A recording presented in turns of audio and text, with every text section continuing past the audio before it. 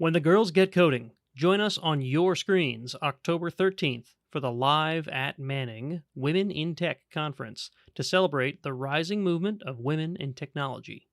Check the show notes of this show for a link to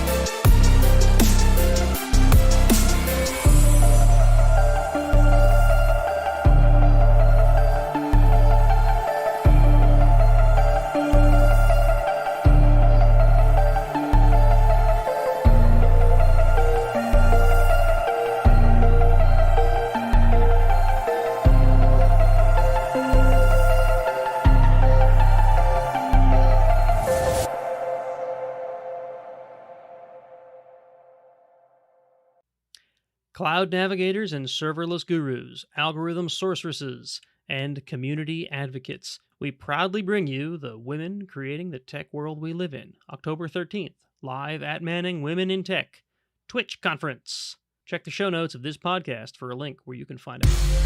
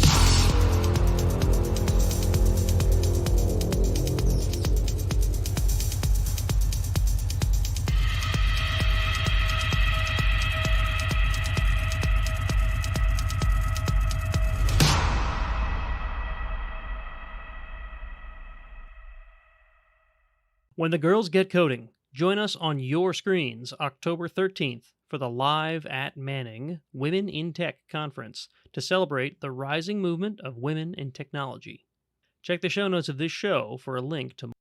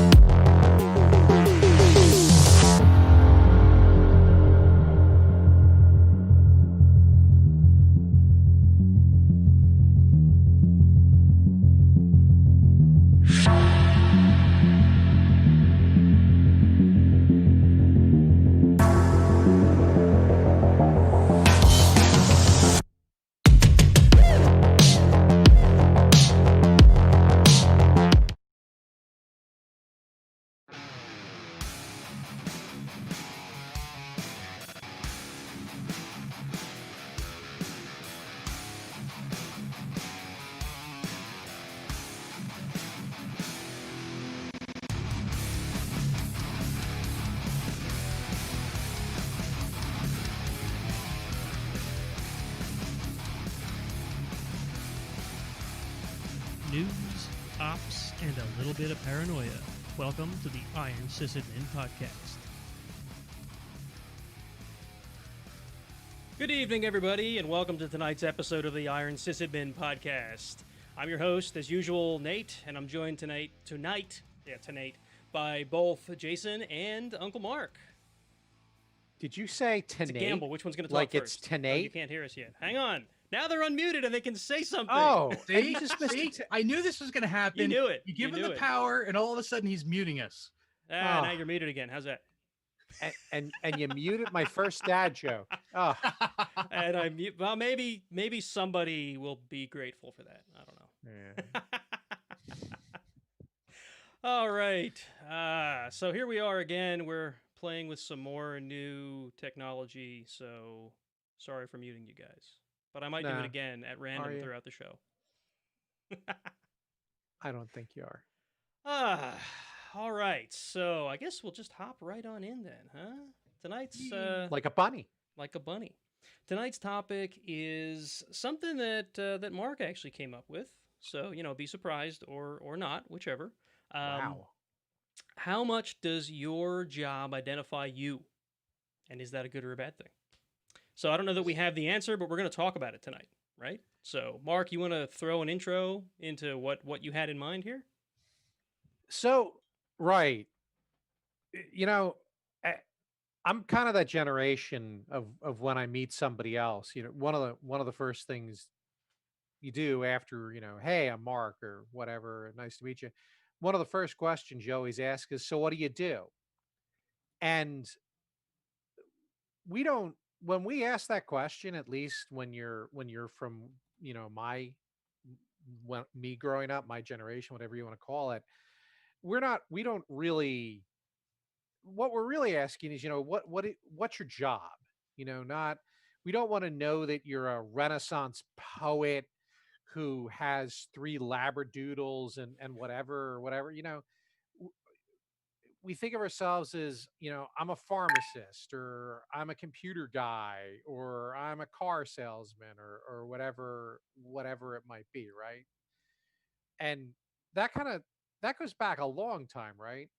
My last name, Richter. I've been told that Richter actually means judge in German.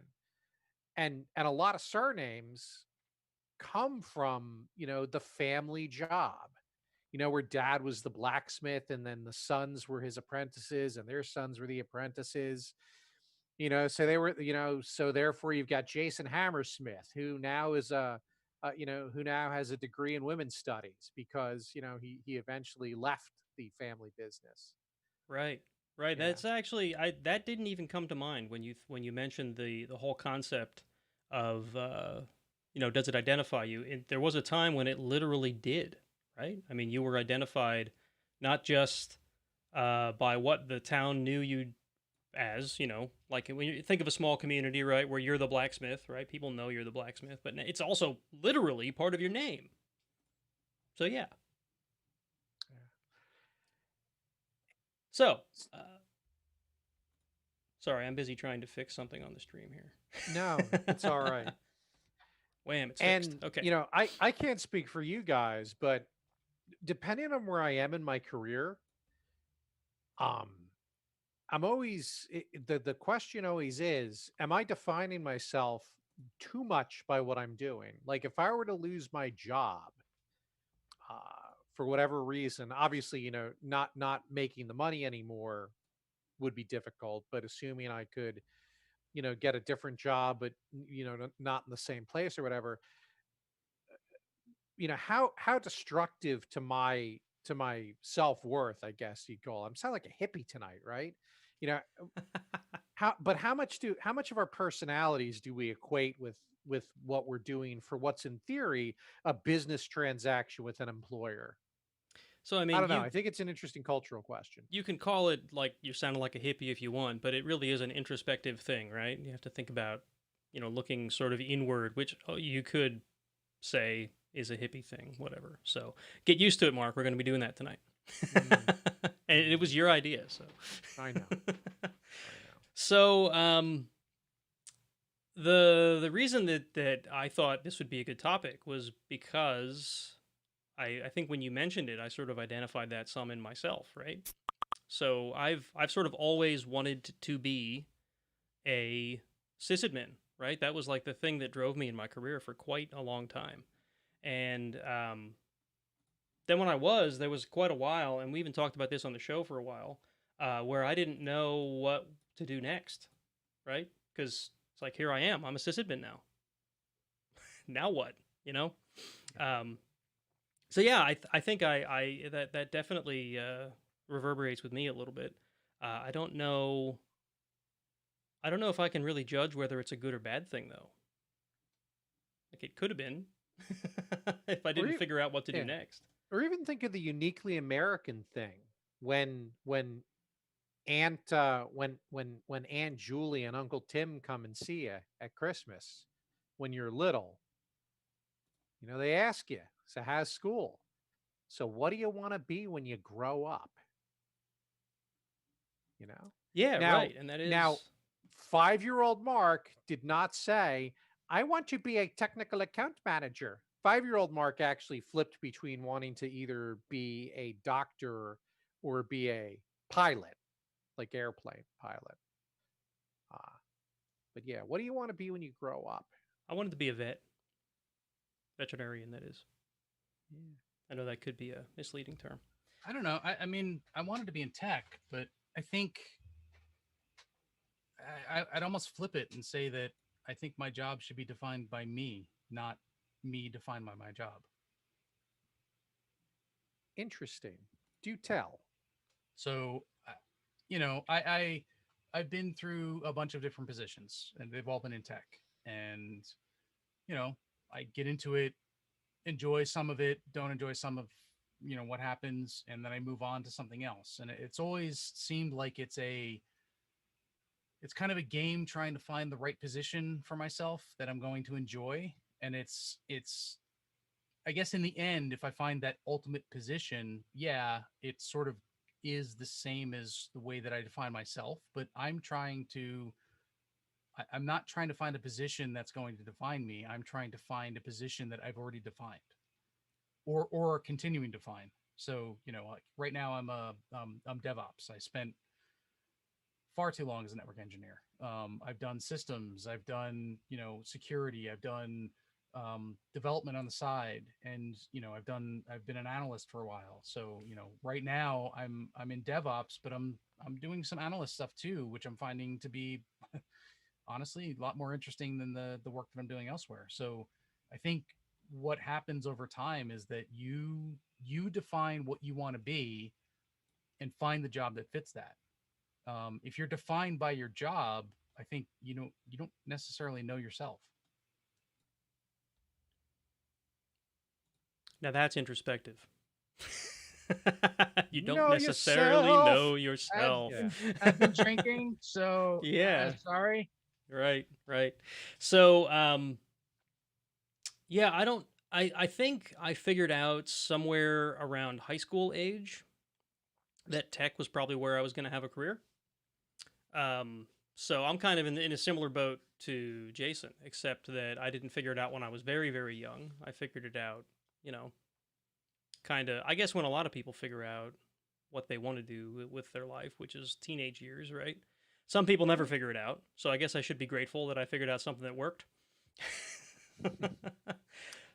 Indeed. But I was just completely fascinated with computers and specifically with computer communication, right? So this was in the days of dial-up BBSs and dial-up internet. Eventually, actually, pretty quickly, dial-up internet. When you think about the era that I'm talking about, this is the mid to late '90s, and it just fascinated me. And it turned out that that was like a good place to have interest at the time. But I think if you think about it, I mean, you've got the broad strokes of I want to be in tech, I want to be a cook, I want to be a doctor, I want to be a nurse, right? But every single one of those jobs has a way to specialize and a way to dig in on something specific, right? So, yeah, I want to be a doctor. Well, do you want to do internal medicine? Do you want to be a pediatrician? Do you want to be a heart surgeon?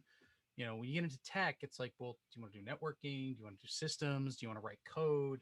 And I think over time, as you grow, you sort of go through this process of refinement. And, not everybody has the opportunity to do this. Um, you know, which is where I would encourage, like, if you get that opportunity, by all means take it. But, i- you know, if you can make your way forward and move yourself in the direction that you want and that interests you, I think overall you're going to be much happier. And you know what? There's going to be jobs that suck. And sometimes you just have to deal with crappy jobs for a while you're looking for something better. Right? Nobody. Because you gotta eat. Because if you don't eat, you friggin' die. Well, you Yeah. lose a lot of weight first, which is sometimes a good thing. But yeah, eventually you die. Yeah, that could be a good start, right? So, I don't know. As far as identity is concerned, right? I'm gonna say that for a very long time, my I don't know. I don't. How do I frame this, right? So, my public identity, that is like if you meet me on the street or whatever, or you're part of my family, or you're one of my friends or whatever, wasn't necessarily Nate the sysadmin, but it was definitely Nate the technologist, or Nate the guy that knows those computers, right? But professionally, I mean, like I said, literally from the time I got into college, my goal was to become a network or systems administrator. And maybe I set that goal too low. I don't know, but um, it was very much part of who I was on a professional scale. Like that was it. That's what I wanted to do. It wasn't I want to be somewhere in technology. It wasn't I want to do something with computers. It was specific. I want to be a Linux network or Linux systems or network administrator, because some people call network administrators and system administrators the same thing. Mm. But that was my goal. I wanted to run servers, and I wanted those servers to be Linux. And then I got there, and then it was like, okay, do I just do this the rest of my life? Which I could have, and in a way I still am, I suppose. It's just not exactly as I pictured it way back in high school. In a lot of ways better, I'd say, Yeah, than I pictured it in high school. it's interesting. So I mean, you're one example of a person who kind of knows from the get go, this is where I want to be. This is what I want to do. This is the thing that really excites me, and I'm going to go for it. And then you've got the more wider, I think initially I was more interested in like going into game design, game programming, that sort of thing.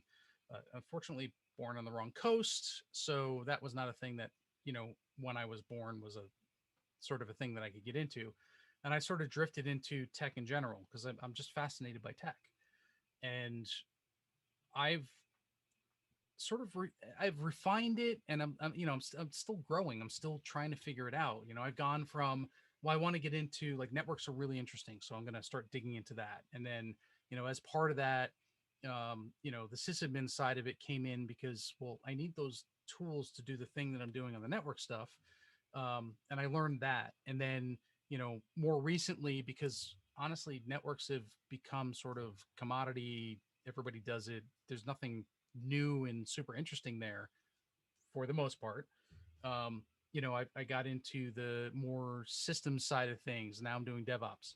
But I'm the type of person who wants to be an architect. I want to design. I want to get into the guts. I want to be the guy who inputs things and, gets kind of has a hand in the design.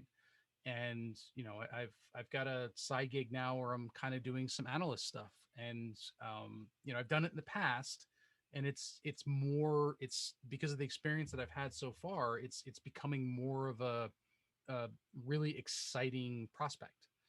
um you know Whereas you have those people that are, they're sort of scattered. They sort of go through life trying one thing after another after another after another, and sometimes they never settle. And depending on your personality and depending on what interests you, I mean, that might be okay. You kind of have to build and go for the jobs and the positions that sort of interest you at the time. And if that means that you're there for 6 months and you leave, then okay, you got the experience, move on, do something different. So I'm going to play devil's advocate for a moment and say that. So, Marc, I think you approach this from whether it's bad, right? That your job identifies you. Am I wrong with that? That's what it seemed I like when we I talked about it. I think you could certainly infer that that's the spirit behind the question, Okay. right? So I think. So I guess it depends a lot on what your personal goals are, right? So I'll say that being so heavily involved in technology in my personal life, which you could say is also my professional life, right? Like a lot of my hobbies are running services and servers, and they were before I was ever a sysadmin, right? And that's part of what got me into the role because I had that passion and that interest. It's done wonders for me professionally, right? It's really advanced my career. Now, whether that's good or not, it's good for my career, it's good for my income, which in turn is good for my family, right? Mm. Because that means that I'm more successful and there's more income. I have a stable job. We don't have to worry about, you know, being kicked out on the street or something. Not that we're that worried about that anyway.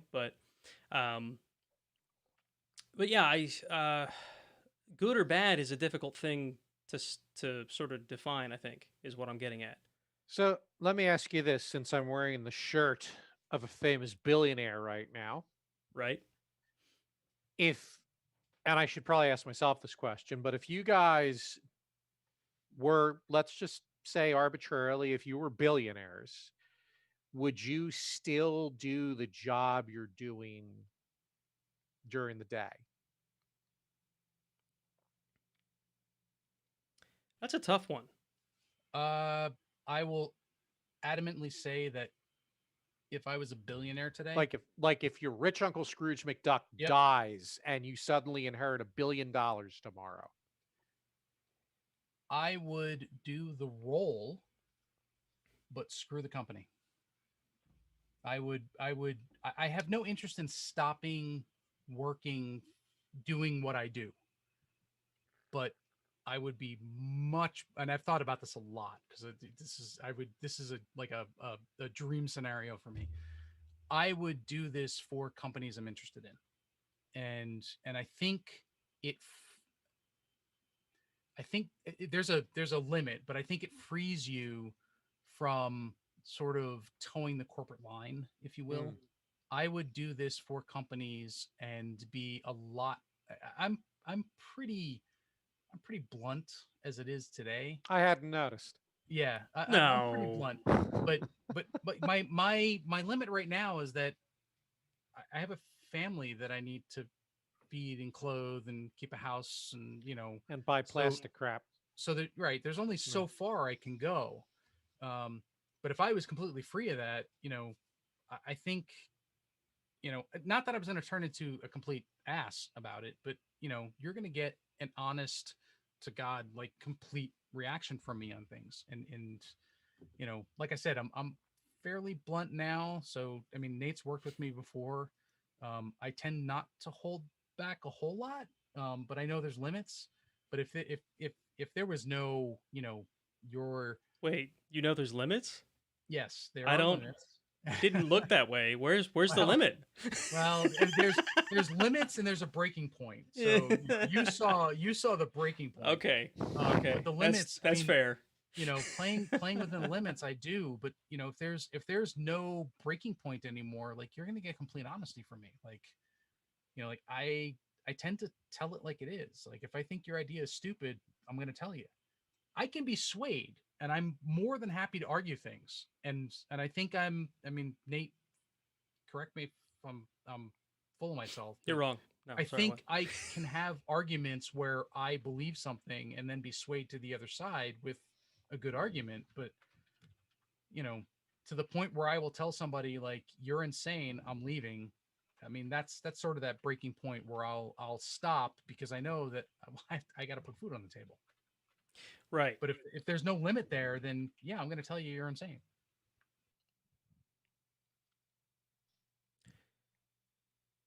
So from my perspective, I'll say that I was uncertain when I switched jobs. And I think I voiced that on this show. I know I voiced that with Marc because Marc was very I involved in me getting hired. when we had lunch together and I laid it all out, Yeah, right? right. And that's what helped me decide to finally go ahead and take the leap. That, and there were things going on at the previous job where it's like, I got to do something, and this sounds like a pretty good something. So that's basically to lead up to say that now that I'm almost a year in to the role that I'm in, I do enjoy it. There are certain aspects of it that I could certainly live without, and if I had $1 billion, I would find a way to do that. But on the whole, it's a pretty good gig. When I was still at the college, and if we go back to maybe 3-4 years, maybe even while you were still there, Jason, maybe even before the staffing, all the staffing shakeup occurred, all the great people that left, and the people who replaced them. But there was a point where there was no question in my mind when I was still at the college that if I inherited $1 billion, I was going to build an ITS building and we could all go work there.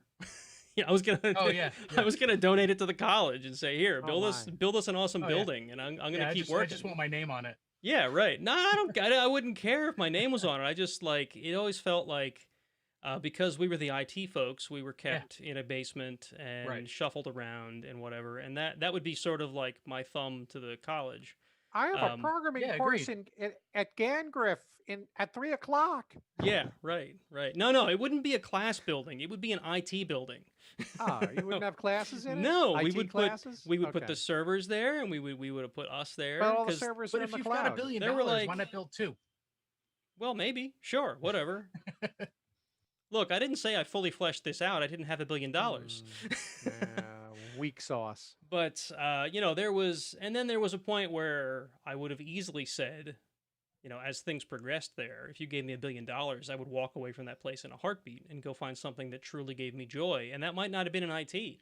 There was a point a year or two ago where I would have, if I was financially able, I would have left it and went and focused on the Jeeping stuff I was doing on the YouTube channel. Like, that's a whole other passion that doesn't get covered here that I'm equally passionate about. It just takes a whole lot more money than IT. With IT, I can take my laptop and tinker with really cool software, right? I've got $2,000 invested or whatever, where with Jeeping, it's $2,000 is a start. you know, 20 might get you something great. I went the evil route. So, I've always had while we were at the college, it was always like, oh, if I had the money, we could build a building and this would be great. But, towards the end, it was, I'd build a building, but you have to make these changes. So, yeah, right. Yeah. We won't go into those changes, but they weren't good for certain people. Yeah. Yeah. I don't want to go too far down this path because some of those people they don't listen, but some of the people they work with might listen. Yeah. But I don't worry about that. Yeah. So, Marc, what about you? You brought up the question. You don't get to skip. I'm not going to skip. I know exactly what I'd do. Okay. What would you do? I'd resign from the hat. I would spend half my time doing full-time, like half my time, although I just said full-time. I would be doing scout volunteer stuff as needed.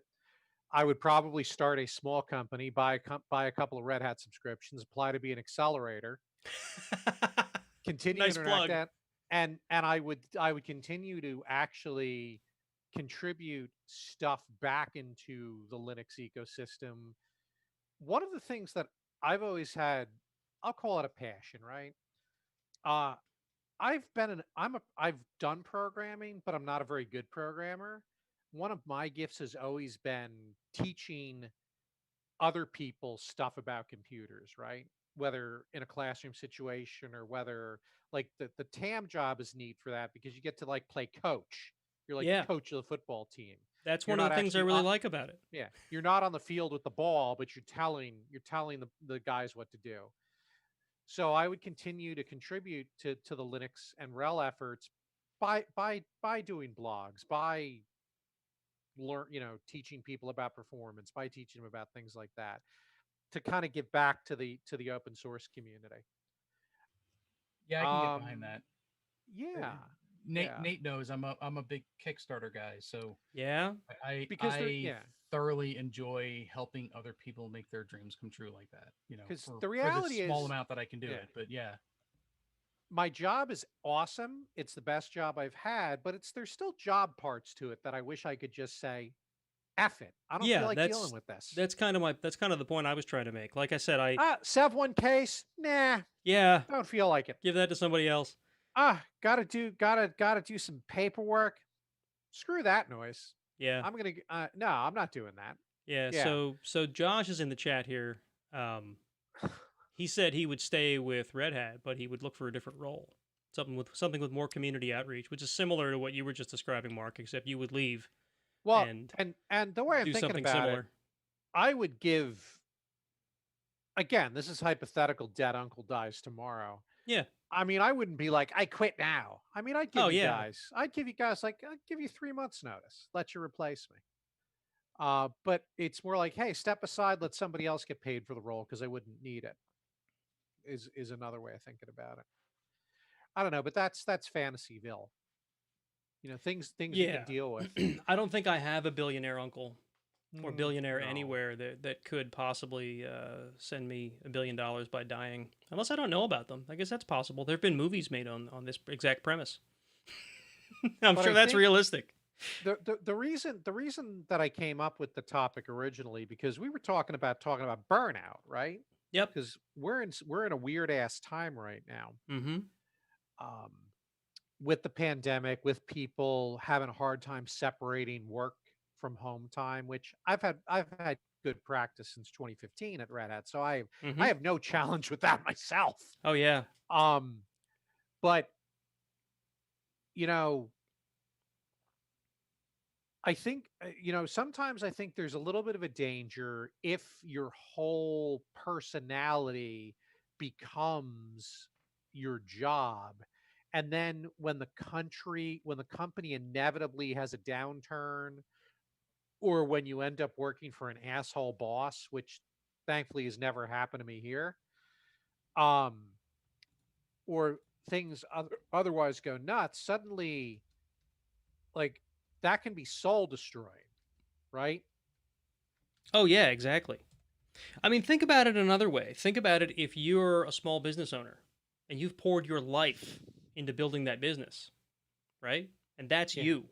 That's not just your job. I know those folk. That's you, right? And then something happens. I'm not going to get like a global pandemic. That's not where I was going to go, but No, that's the point I was just trying to make. Like, people I'm not going going to through go that that right direction, now. but yes, there are people that are going through that right now because a pandemic hit, and all of a sudden, state governments say people can't go out, they can't go to businesses or whatever. Now, granted, that was temporary, kind of, but yeah, a lot of people got hit. In fact, there's a little movie theater just around, across. In fact, it's in the town you used to live in, Jason. That they closed up their doors about a month after all the lockdown started. So I don't know that there's any movie theater owner who's crying in his beer right now because that was his life. But small businesses like, well, the YouTube channel that I was just talking about. If I had gotten completely fed up at the college and I found a way to make that thing work, right, and that was it, that was my life, and then something took it away from me, whether it was the pandemic or something else. YouTube changes their rules, and all of a sudden I can't make money doing it anymore, or I get hurt, or whatever. Someone comes and sues me for all I'm worth, and I can't afford to do it anymore. Like, that would be a pretty big hit, not just financially, but lifestyle and pride and just everything. I can't even imagine wanting to be there. That's probably why I've never really like, the idea of running your own business sounds fun in certain respects because it's like, this is you and you're beholden to no one but you and your customers. But on the other side, there's a lot of uncertainty there, which I don't know if I could live with. Anyway, I just kind of rambled a bit there, but that's a perfect example of when your job is your life or is your lifestyle, because if you don't put your heart and soul into it, you could easily not have a paycheck, right? Indeed. But it does lead well into the topic of burnout, which is initially what we were going to talk about tonight, as Marc mentioned. And in a world... I'm burnt out. You're burnt out? Oh yes. Well, not to be too harsh, Jason, but generally, from an outsider's perspective, you generally put your life into whatever you're working on. I do. This It's easy to get burned out when you do that. this current role is beyond that a little bit. So I'm pretty burnt out with what I'm doing. Yeah. The side gigs I'm thrilled about and I'm going nuts, but like the main day-to-day job, I am completely burnt out. It's funny, just earlier today, I was talking to a previous coworker who's going through a hard time technologically wise. And it's stuff I used to be responsible for. And it just popped into my head that one of the great things I like about the role at Red Hat as a TAM is that I don't get the 2 a.m. calls from the CIO but that the world's on fire, right? Like they don't happen. I don't know if they never happen, but contractually they should never happen, right? Because it's we're 9 to 5. But when I was a sysadmin, there was so much of that. I shouldn't necessarily say at the college, but the place I was at before that, that was a small little web host that I've talked about in the past, you couldn't be on call without getting paged several times a week. And probably 50% of those pages were, an hour drive into the office at 2 in the morning because the server went down, right? So if you want to talk about burnout, like that wasn't even me choosing to put that much time in. That was, you're required to. You have to do that. If you don't do that, you could lose your job, that kind of thing. That's even more stressful, I think. At the college, I spent a whole lot of time off hours just tinkering with stuff. Like I was working on a project and it wasn't quite done at 5 p.m., but I was really close to something. So I'd come home, I'd eat dinner with the family, and then I'd hop right back on my laptop and start doing stuff. And while, yes, it showed the employer that I was a dedicated worker, it also took me away from the family, right? Which put strain on my marriage. That was something I had to deal with. But Jason, I know you do that a lot as well, where work never seems to stop for you. Yeah, I've gotten, so it's weird. So this new position I'm in has burnt me out in a way that I've never really dealt with before. So I will do the 9 to 5, and at 5 o'clock I'm done. Mm-hmm. I will walk away, and like I call it burnout, and I'm wondering if it's true burnout or if it's just like I have no attachment to the company or the work that we're doing. Yeah, that right? sounds more like you're I dissatisfied. I do the work. Like I am, I'm the professional that will put the work in and do the work to the best ability, blah, blah, blah, blah. But I find myself getting more and more frustrated with simple things every day. And it's just, to me, that's burnout. Like like I've been in jobs where I enjoy it and I will sit and I will just go for hours. I've learned, I had the same thing with my wife not being too thrilled that she was second in the relationship. So I've learned to change that so that she's first because she should be. And I think I've been doing better at that. But this I don't know. I'm just sort of I'm a little bit lost at the moment. Which is why, like I said, the side gigs that I'm doing are just so much more interesting and more exciting than what my day to day is. So I'll tell you that I felt like that at the college by the end. I don't know if it was burnout or if it was just that I was unsatisfied with just in general the way things were going. Knowing what I know about you, it's likely that you don't agree with the direction, and that bothers you, right? I don't know. But, yeah, no, it does. But exactly what you were describing, right? So I would come home from work miserable, and my wife noticed it, and she wasn't happy about it. I didn't even realize it was happening, right? But I guess that's what happens when you're. There was a definite feeling of things slipping away from me there, which I didn't like. Yeah, and I'm sort of having a conversation in chat with I see. Josh at the moment, but I mean, and I'll put this right into the podcast. Like, he's very much, take your PTO, and Yeah. I've got two things sort of working against me. One is I'm a team of basically two. I mean, there's actually three of us, but one is so specialized that they can't take over the roles of the other people in the group. And I feel, since I'm the leader of the group, um, it's hard for me to take PTO and sort of just dump everything that's going on everybody else. And the other thing is, like, if I'm going to take vacation, then I want to go on vacation, and that's really not a thing you can do right now, which is Yeah, just screwing with me. that kind of sucks right now. I mean, that's not always. You've had the PTO problem forever. I can remember as far back as I can remember that you always had leftover PTO. In fact, you were like losing PTO at the end of the year, and that's never a good thing. Now, granted, the college gave us a ton of PTO and let you carry a ton more, right? But the fact that you carried all of that and then still lost means you weren't taking enough, right? And See, I had the same problem when I was there, right? Because we genuinely enjoyed what we were doing. You didn't feel like you needed a day off, right? That changed. But Do tell. Mark, it sounds like you're trying to say something. well, I always had the problem for a long time because just having kids and making not the greatest financial decisions all the time is probably when I had the crappier jobs and really needed to take it. Like, Mm-hmm. we couldn't really go on what you'd consider real vacations. Like, maybe we drive down to Virginia and stay with my wife's grandparents or something like that. But for me, for a long time, vacation was chill at home.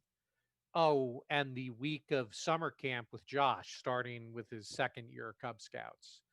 Like, for our big family vacation, like the big one was Disney in January of 2018. That's when things finally came together and we're like, screw this.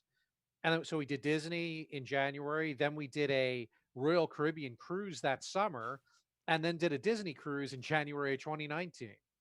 It was like Which bam, bam, almost bam. which almost Yeah. killed you. No, that was the second honeymoon vacation and cruise that Sharon and I went on by ourselves in March, and it was wonderful. And I do it all Oh, you're friggin' right. again. I'm sorry. I'm thinking January. Do I it was all thinking the again. wrong year. Yeah. It all blends together anymore. But I am the guy who did take vacation time for the launch of WoW Cataclysm as well as the launch of Fallout 4. I absolutely took vacation days for them. I'm a big fan. I'm in the same boat, Mark. We generally don't have the money to go on big vacations. Our Disney trip last year was probably the first real, true big vacation we've been on since my wife and I were married. We've been on little trips. Of course, our honeymoon, we spent more than we probably should have on that, but we were young and dumb then. The Disney trip, we managed to actually pay cash for everything that we did, and part of it was paid for us. So, yay, we learned something in 17 years. But I've taken a lot, and I mean a lot of times where it's like, here's my vacation. All I'm doing is not going to work, right? And that might not sound exciting, but, I get to tinker on my Jeep, or I get to finish some projects around the house, or I get to sit down and watch TV for a week, And that's maybe not as relaxing as a trip, to someplace cool, or hanging out at the beach, or cruise to Disney, whatever. But it's something. It's better than getting up and going to work in the morning. Hmm. It's so weird though, because right now, to Jason's point, home and work for many of us are so blurred Mm-hmm. that to turn vacation into I'm just not logging into my computer, that's sometimes not the break people need. So the advice I give to everyone that tells me that is that Yes. to me, personal time on a computer is completely different than than work time on a computer, Oh right? yeah. Because it's a hobby. Because it was a hobby before it was ever a job, right? And the way I have that cutoff so that I'm not tinkering on something that's completely a personal project and all of a sudden an email for work comes in is I have this over here, which is my work laptop, which is powered off at 5 p.m. and stuck in the backpack that I would take it with me if I was going somewhere, but I have nowhere else to store it, so that's why it stays there. It's not on when I'm not working. And all of my work stuff is on here. I don't have the VPN set up on my personal laptop, which I'm not supposed to anyway. I don't have my work. I don't have my work email or calendar accessible from my personal machine. I don't have any of the tools I would need to do my job on my personal machine, and that's intentional. I do keep my email, of course, on my phone, but Android gives me this option for a work profile that I can literally turn off on weekends or turn off on evenings, and then I don't even get notified. I don't usually do that because, emails aren't that pressing for me. I just ignore them on off hours, but I could just turn it off, and then I don't get any of the notifications, right? So that's how I do it, and it's worked well since last October because I was worried about the same thing. Work from home, it's really easy when 5 o'clock hits, you just keep on working. But it's the routine I've got into. At 4:58, I'm shutting friggin' out my IRC window. You Right. kidding me? I'm like looking at the clock, like, okay, bam. Yeah, but I'm usually the guy making dinner too. So. When I was a sysadmin, it would have been really easy to just say, "Oh, 5 o'clock's here. I'm really working on this hard problem right now. 15 more minutes and I'll be done. 20 more minutes and I'll be done. 25 more minutes and I'll be done." And then before you know it, the kids are knocking on the door telling me dinner's ready. Yeah, right. And it's 6:30. Like, oh crap! I just wasted an hour and a half of my personal time on work, and they're not going to give it back to me. Yeah. So, all right. I don't know if we really answered the question. I think it's so a solid. much, I think it's a solid maybe, and it depends on who you are. Yeah, I think people really need to step back and say, I like the way. I mean, Josh answered it for us brilliantly at the very beginning of the chat. It's part of who you are as a whole person, Mm-hmm. but taking care of the whole person. And that, what the hell this has to do with the Iron Sysadmin? Well, I was the guy who was never off call for a good chunk of my time at Merck because I was one of the senior Linux guys. Yep. And to Jason's point about, he's the guy. Well, they knew that if somebody else couldn't figure it out, friggin' page Marc. Yeah. And I've been there. I don't miss that. I don't miss that at all. The my phone or my pager might go off literally at any moment because I had genuine stuff trashed, like real life things trashed. And I was not in a position where I could say, no, I'm not answering that. Right. Because the culture at Merck at the time, that would have been very career limiting. And that's how it was at that web post I was at. If I wouldn't, even if I was not on call that week, if the boss called me on my work phone and it rang, right? Like that is, I didn't have it turned off and tucked away somewhere, which is what I always did when I wasn't on call. If I didn't answer, I'd have to answer to him the next day because he was that kind of guy. And he was a jerk. He was. Yeah, been there. He was a jerk. You know some of my past bosses. I was threatened by a previous boss that I had to show up at work the next day, despite my father being in the hospital, undergoing heart surgery. Yep. And it's one of the couple of times that I've maybe not been politically correct and told my boss where to go. And I survived it, but and it wasn't Hoboken. It wasn't Hoboken, although sending him to Hoboken isn't all that great either, right? Hoboken's actually kind of nice nowadays. That's where my son is at Stevens. Hoboken's had a bit of a renaissance, if you will. That's good. Yeah. All right, so I think to tie up this subject or this topic, Marc, your hypothetical question of the billionaire thing, I think that's a really great way to tell.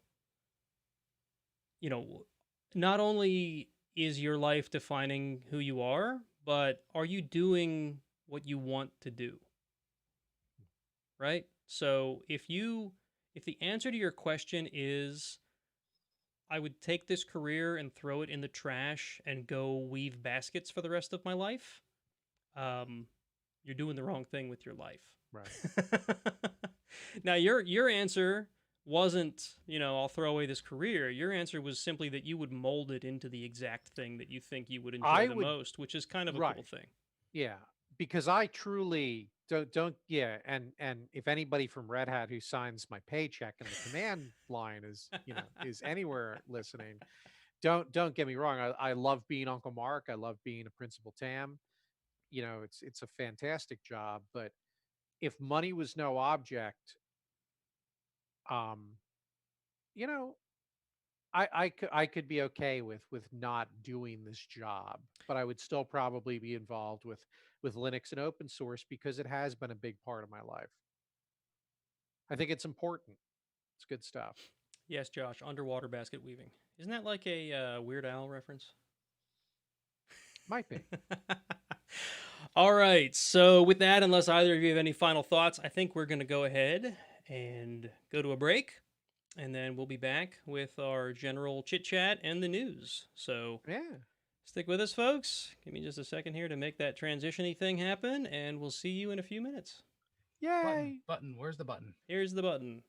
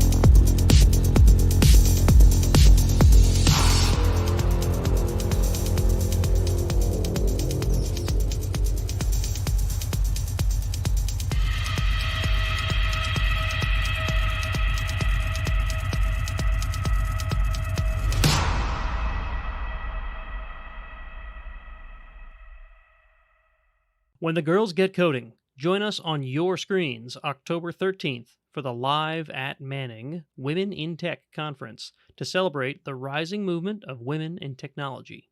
Check the show notes of this show for a link to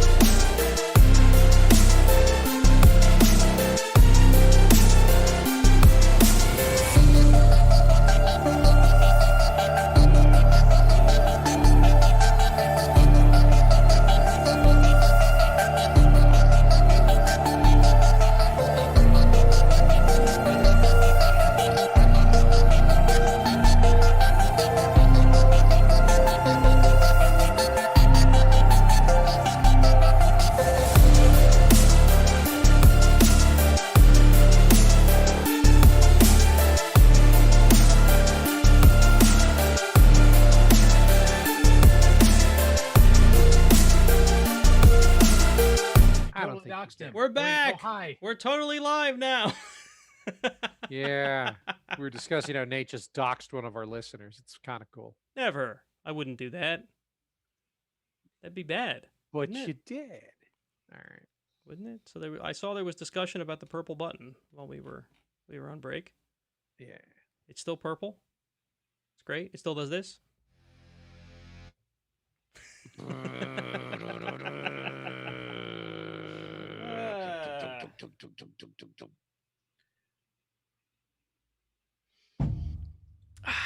Beer to finish. Nothing, Josh. We weren't doxing anybody. Unless you look back at the chat. Ah, All right. So, next up on our agenda, as always, is our Patreon update. And this time I remembered to grab everybody's names, unlike last episode where I completely forgot to collect the names before the show.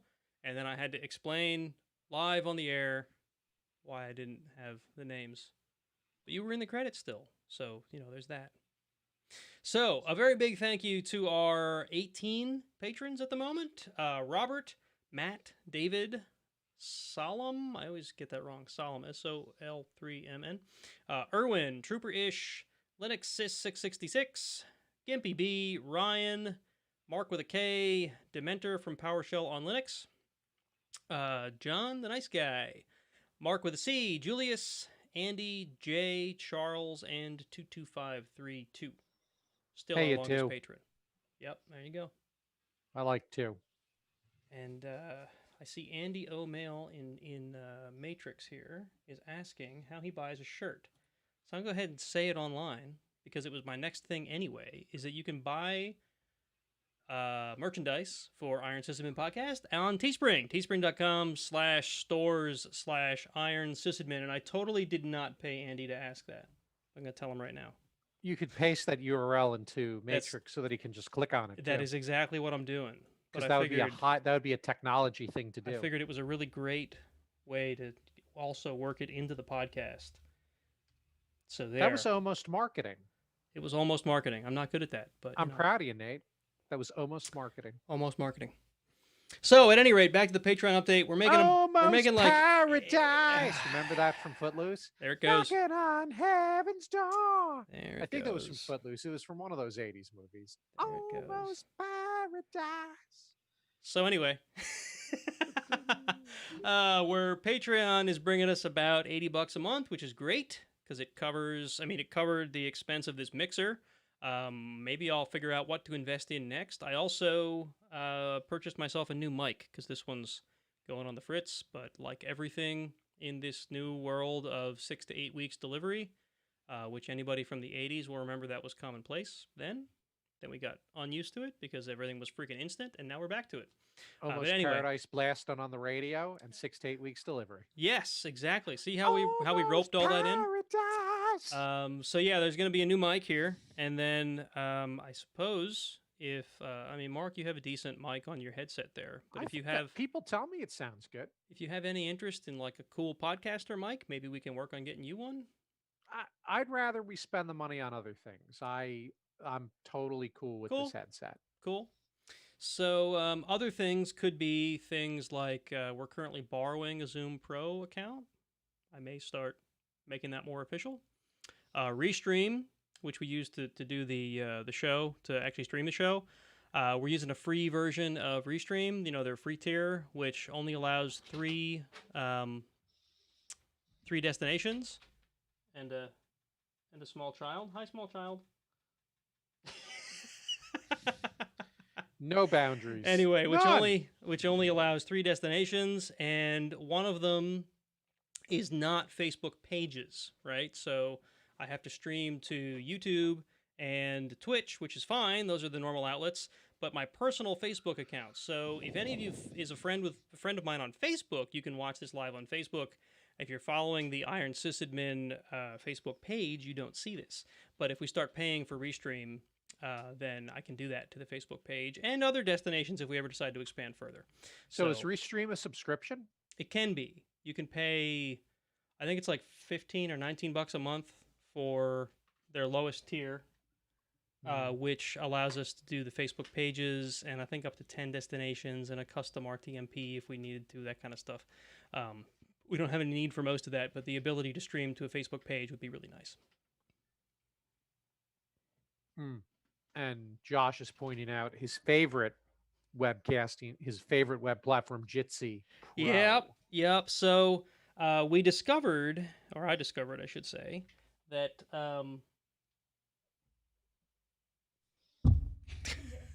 Is Harper hanging around in there still? This is fun. Nope, the other one.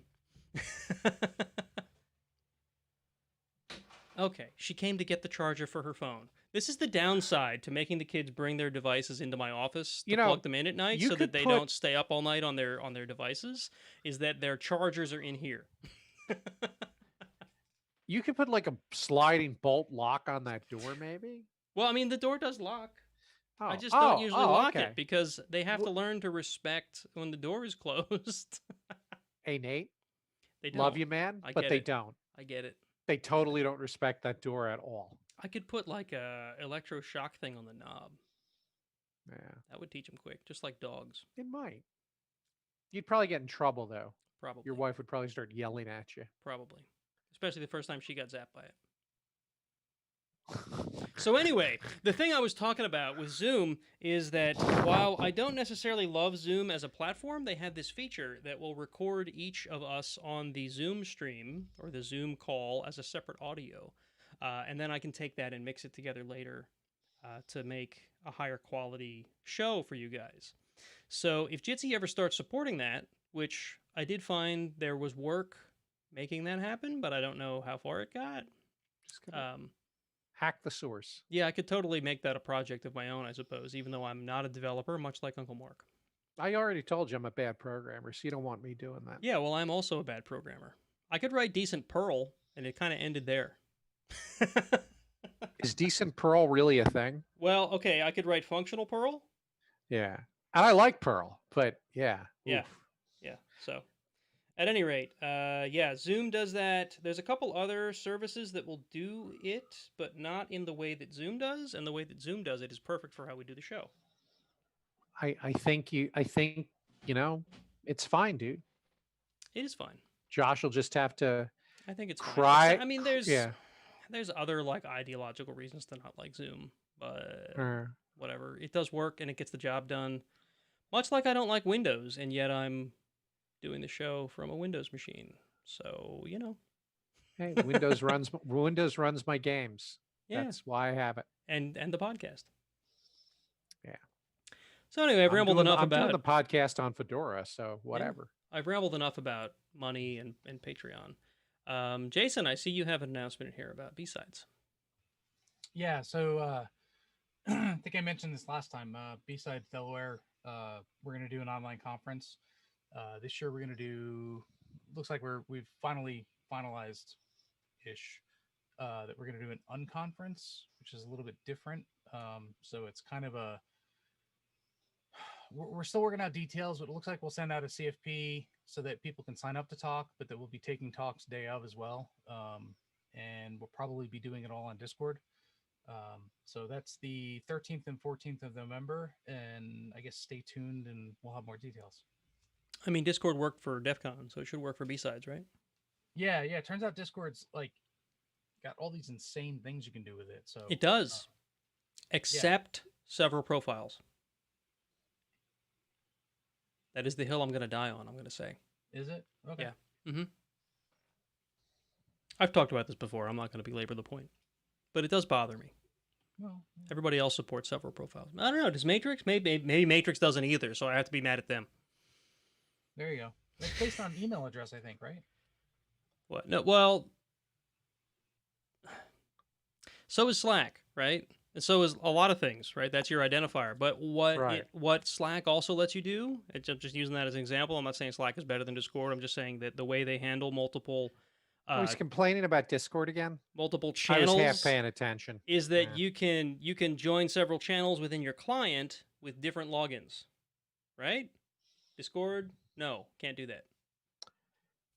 You can have a unique nickname per Discord channel if that's what you're Nicknames. concerned You can about. have nicknames per channel, Which is what people see you as in the but channel. it's not the whole profile though, which bothers me.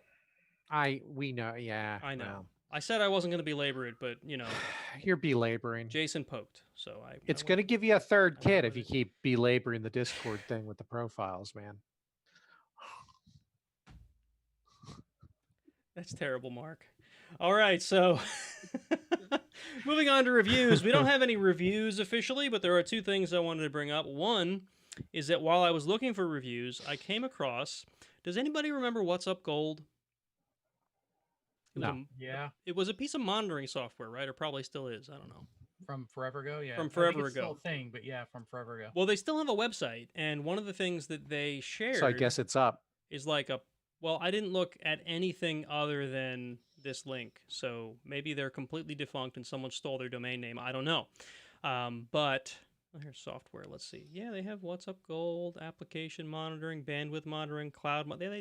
They're still a monitoring company, folks. Anyway, but what they also have is a blog, and they shared a thing: 9 sysadmin podcasts you should be listening to.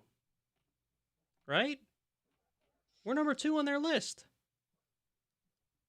I mean, they don't have it numbered exactly, but we're the second one listed on their list. We're going to take that as we're the second best. We're the second best. We're right after Admin Podcast. We're number 2. Exactly. We're the first losers, or second. First place losers, right? We've Iron Sysadmin and Admin Podcast have something of a rapport at least. So I don't mind being behind them. They're cool guys. Do we have enough of a rapport where we can poison their drinks? I mean, okay. No, congratulations. It would be really difficult to do that because they're based in the EU somewhere. I don't know exactly where they record from, but they're in Europe. But anyway, it says since 2016, the good folks at Iron Sysadmin have kept up this, get this, weekly-ish podcast. Well, it happens on a weekday, so yeah, sure. right. Covering the latest industry news, ideas, and strategies, along with a healthy dose of sysadmin chatter. Although our tagline has been a healthy dose of paranoia since episode 1, I don't know why they couldn't get that right. Chatter, paranoia, same thing. Always a critic. In the Iron Sysadmin, you'll find a strong focus on the practical needs of sysadmins and dedication to solving real world problems, not word problems like you get in elementary school, but world problems. This is a great listen for the drive home, which is probably a nod to how long our shows are. Big commute. Yeah, if you have a long commute. Because we got another, if we were talking before the podcast about, maybe we can do 90 minutes tonight. We have 20 minutes to make this a 90-minute podcast. I don't think it's going to happen. You're probably right. Probably. We're going to try, though. We'll go really quick. But the feedback has been people like the length. Yeah, I know. I feel like we could have more listeners if we weren't so long. I don't know. You ever look through a podcast listing, you're like, 2 hours? I can't commit 2 hours. I'm not going to listen to that show. Whereas listeners who have already dedicated that time know the quality they're getting out of that 2 hours. But new listeners might not. Well, what's our average downloads lately? Are we still like in the 700 range? They sort of fluctuate, depends on who we have and what the topic is, but they're between like 6 and 8 maybe per show. So we're not flattening the curve; it's staying pretty much where it is. So that's good. Yeah. Well, no, I would say that by definition we've flattened the curve a long time ago. Our downloads have not gone up or down significantly. Okay. Well, so we're in a steady state. We're in a steady state, which is a very sysadmin place to want to be. That is good. That is good. All right, and the other thing I have that is review-like came from Twitter. I don't know how to pronounce this. It's Ruger Evpov. Yeah, so it's from Twitter. He says, and this must be in response to the review that we read last time we recorded. I like unclemarc. Yay! I like his jokes. I like it very much when he sings. There he goes. There he goes, validating my nonsense. He kind of lost me. He likes very much when you sing, but whatever. We're all different, so even if someone gets annoyed by you, I still like you, Uncle Marc. Thanks for the great show, guys. Those are words of wisdom we all learned in kindergarten. we're all different. So Yeah. thank you for embracing the difference. And if you don't have something nice to say, don't say anything at all. That's okay. But we do love your we love feedback. We We love do the good, love we love we the do bad. love feedback. Yes. You take the good, you take the bad. The facts of life. Woo, woo, the facts of life. Woo. Man, I don't even know that one. I mean, I know It's what an the old facts of life TV is. series. I know that. I don't know the jingle or the intro music. I clearly forgot some of the words there because I is that what the resorted to was? Yeah. Totally. And that covers announcements and reviews. Yay. So this is where we just talk about the general banter of whatever we have going on in life. Yeah. So what do you got, Uncle Marc? I see you got some stuff in here. I got a couple of things going on. So, a couple of months back, one of the solution architects at Red Hat poked me because I have a C groups presentation that's gone through a couple of iterations. C groups an HR are violation. What's that? Isn't that an HR violation? Did he Can't be tap poking you? other people at Did he work. poke It's you? not Yeah, you're right. No, it was a metaphorical poke. It okay. was not the bad kind of poke. It's like a Facebook poke. It was consensual. Anyway, so anyway, so control groups, C groups for short, are a performance thing, and I've done a lot of blogging about them, and I've done presentations on them. And he had asked if I had a lab that went along with it. I'm like, I don't, but that would be kind of cool to do. Maybe, and he's like, well, could you deliver this to my solution architects in Tomorrow? September? I'm like, sure. And this was earlier in the summer. And I realized that I hadn't really done anything. So I poked him the other day and I'm like, hey, do you still want this to happen? And then I He's like, I thought it was done. No. Well, no, because I know me. Yeah. I do my best work when I have an actual deadline. So we actually set a date for me to deliver this towards the end of October.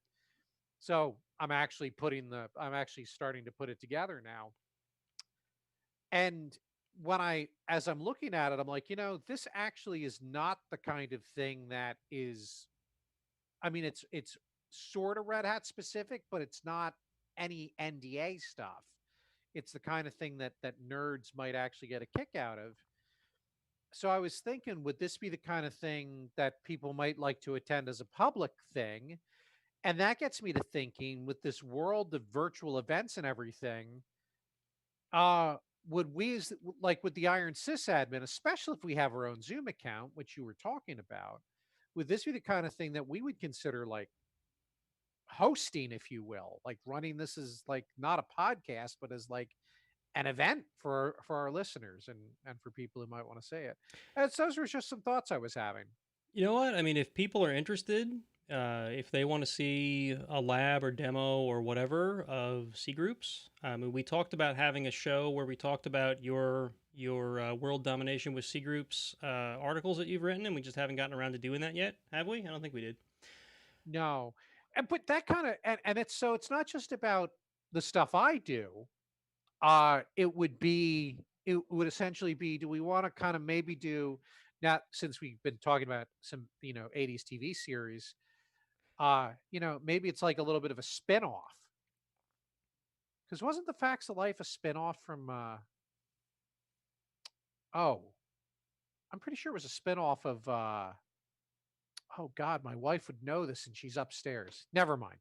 No, but doing some sort of workshop or event or something like Josh is asking in chat, instead of an Iron Sysadmin podcast, it would be off of this regular schedule. And it would be the kind of thing where, hey, if you can, like, I know for the essays, everybody needs a RHEL VM that has certain parameters, but if people wanted to like do the lab stuff along with me, it's meant to be like a guided lab.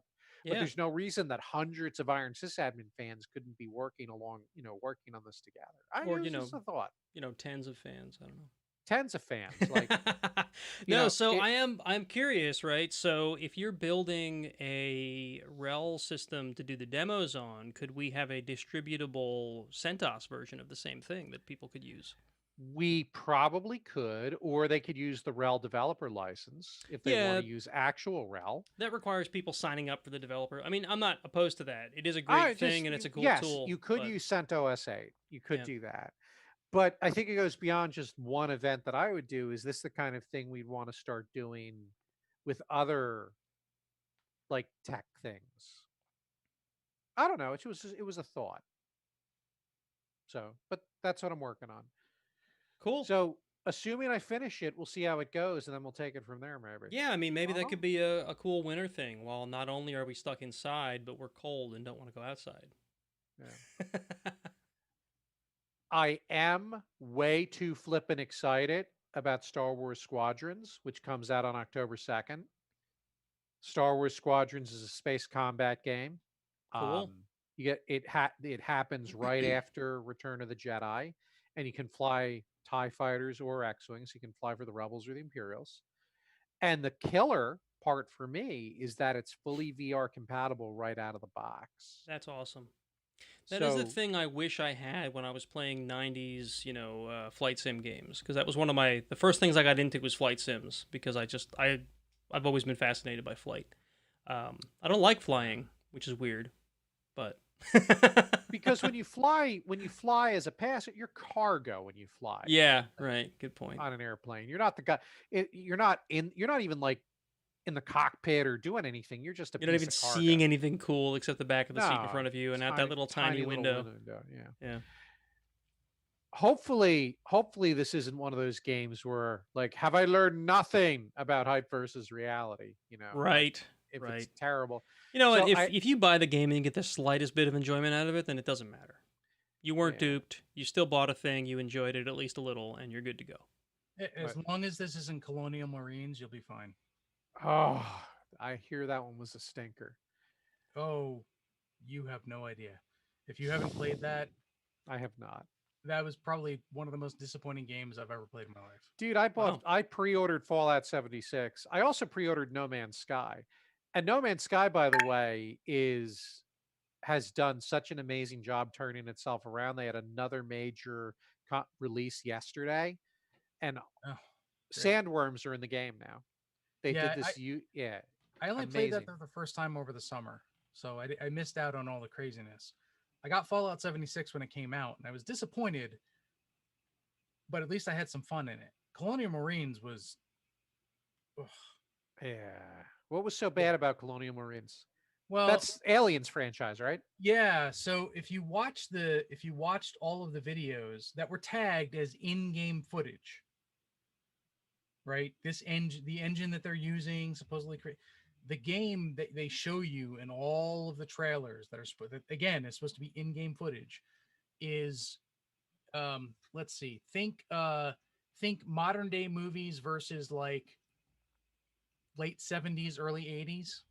I mean, it was, and the gameplay is just not fun. It's just not fun. I tried very hard to play it, but it was just, I very quickly lost interest. That's a shame. The best thing about that game was getting the loader. I got the get away from her, you bitch. I was super excited to get it, so I got like the collector's edition. So I got like the big loader as a statue. That is cool as hell. The game sucked. Yeah. Is the statue enough? Bad game. Is the statue enough to make it worth it?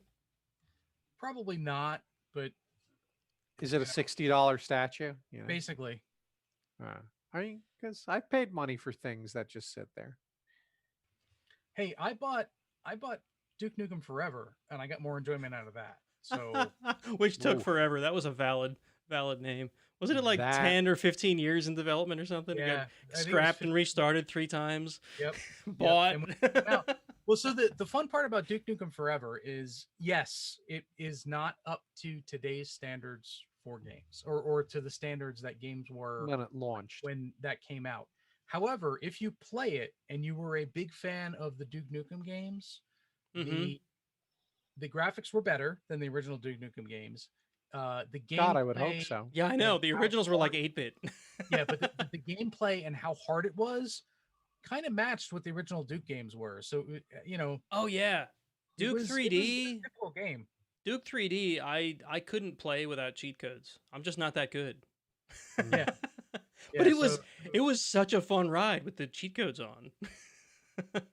Yeah. So The track record for the Star Wars game seems to be a little bit better, so maybe you'll luck out. And the reality is six. I saw Star Wars in the theater when I was in 6th grade.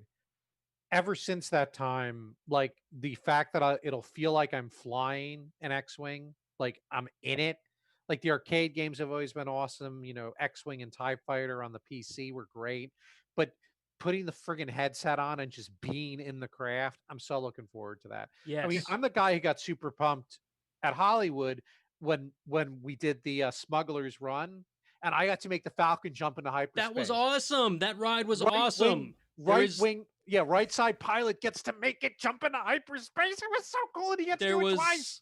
I think we've actually talked about this before too, but that ride makes that whole park. Right. The whole section of the park. Actual metal. It's got the levers that it's awesome. Boom. It's awesome. They so really good. did that ride well. So good. They did that ride really well. Never been. You're gonna have to. So good. You've been to Disney. You like Disney, right? You need to go back sometime. I have not been to Disney since I think I was 5. Didn't you guys go like 10 years ago? No, we went to the other park. Whatever the other one is. The other one, Universal? Universal. Oh. Yeah. We went to Universal several times. Universal's awesome. I thought you went to Disney. No, I haven't been to Disney since I was like 5. No, I mean, if you are even the slightest Star Wars fan, you must go and check out the Hollywood Studios, man.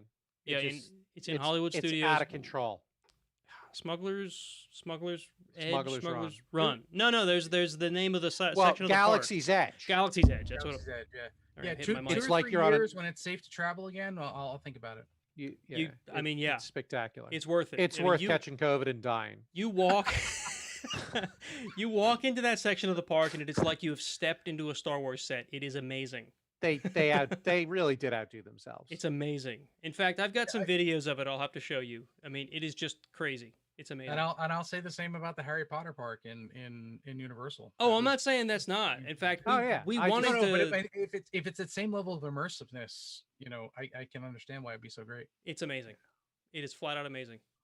Stormtroopers walking around doing the stormtrooper things, just like talking to each other with the the crazy check-ins and whatever that they do in the movies. That means I can steal things and I'm never going to get shot. Yeah, the same. Right, pretty much the same voice. Like when the stormtroopers speak, it is filtered through their helmet so that it sounds just like they do in the movies. It's crazy. Yeah.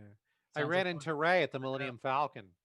We saw a little girl. I think I told you this, Mark. We saw a little girl dressed up as Rey, and her dad.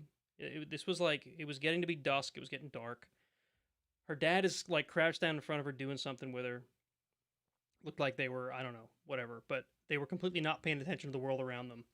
And an actor dressed up as Rey comes walking down the pathway, right, that they're crouched next to, and she just comes up next to the little girl and stands and waits, right, for this little girl to notice her, and the girl sees her feet, and like it's what you see in movies where like you don't know what's happening until you see the feet, and then you look up.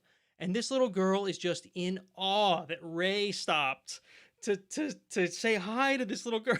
It was amazing. It was just the most amazing thing I saw the whole time I was at that park. Yeah, it's crazy. And yeah, when you go to Disney, you just got to leave every cynical piece of you at the front gate and just embrace it. Right. All right. So that's what's going on with me. What's going on with you, dude? You got this book thing here. Yeah, so I don't know. I went back and forth as to whether to even bring this up on the show because we've always avoided religion and politics at all costs, right? So I see Jason covering his mouth. I don't think you're going to be too upset with this one, Jason. So again, I don't usually bring this up in mixed company or especially on the show because I don't know. I feel like it's a polarized topic, and that's kind of the point to what I'm bringing up here. For a very long time, in fact, most of my life, I've been a Christian. Okay, so like I'm not ashamed of that or anything. It's just a thing that I don't feel like certain people understand because Christians get a bad name nowadays because there's a lot of people that are really publicized and really out there and really vocal, that are just not great Christians. It's the best way I can put it. But that's not the thing that I wanted to talk about on the show tonight. What I wanted to talk about was this book that I heard about actually from my pastor at church called Christians in the Age of Outrage. And for those of you on the stream, you can see me holding it up.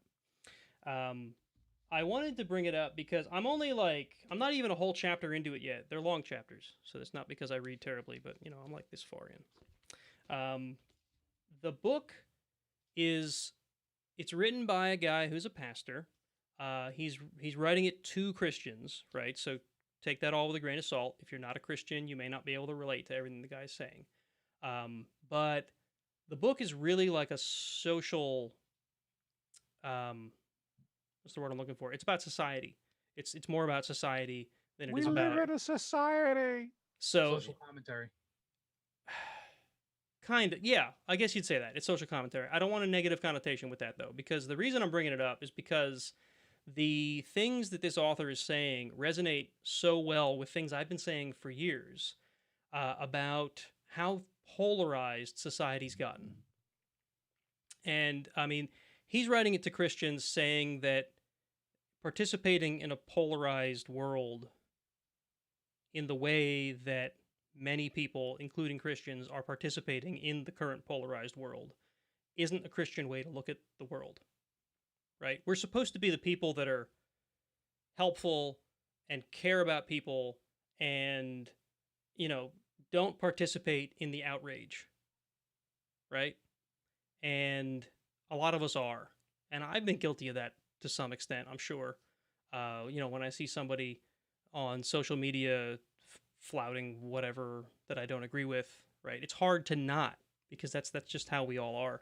But this book really, and like I said, I haven't finished it yet, so I don't know, I can't tell you what the rest of the book is like, but the little bit that I've read so far, which is like 20, 30 pages in, it really resonates with me because he's talking about how we've all fallen into this like tribal mentality where if you don't agree with me, you must be wrong. You must be evil. You must be defeated, right? Like, I have to defeat you. That's my job now. And that's really not the way we should be looking at the world. And we talked about this a bit in our show about Facebook a couple shows back, where, remember how I said Facebook is turning into a cesspool? Well, that's kind of the same thing that he didn't word it the same way. And the awesome thing is he's backing it all up with studies. And I don't mean Christian studies. I mean like university studies. Social media was studied this way. Interactions with people was studied that way. And it's not like it's all about getting out of that echo chamber. And he writes the book in a way that's not within the Christian echo chamber, which is why I think it's such a great book to be published for Christians, or really anybody if you want to read more about the way this looks, the way it's maybe shouldn't be, but it is. Anyway, it's really resonating with me, and I just wanted to share it. That's all. So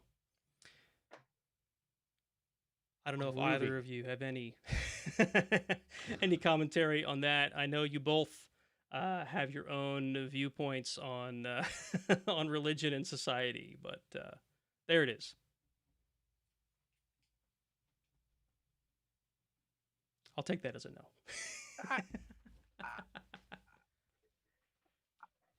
Marc wants to talk so bad. He does. He does. I do, but I want to be time sensitive, and there's so many rabbit holes. Like, I mean, I've got my own crazy story, which was I danced in very conservative evangelical circles for 20 years.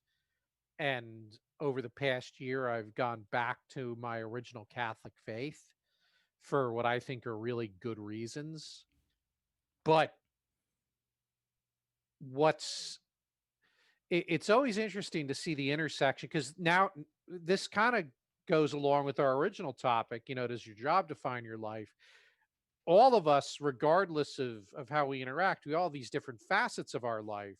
And in America, your faith or lack thereof is one of those defining things, and we make so many prejudgments based on people. He actually, Li- sorry, go ahead, finish your Like, thought. so when people hear I'm a Christian, there's, you know, sometimes it's an immediate, um, oh, those are those really conservative people who hate it when anybody has fun. And Mm-hmm. me saying that I'm Catholic, I'm sure there's a huge amount of baggage for a lot of people when they hear the word Catholic. Some of it good, some of it bad.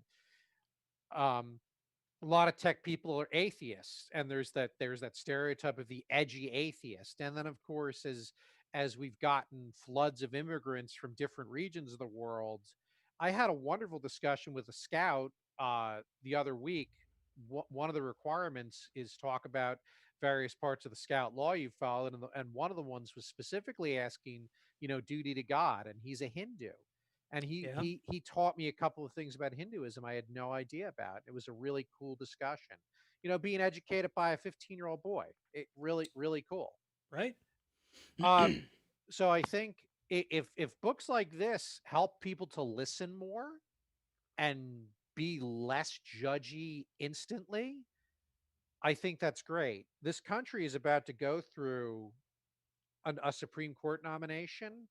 And one of the things that'll be, if it's the person I think it's going to be, there's going to be a lot of bad faith discussions around the nominee's faith.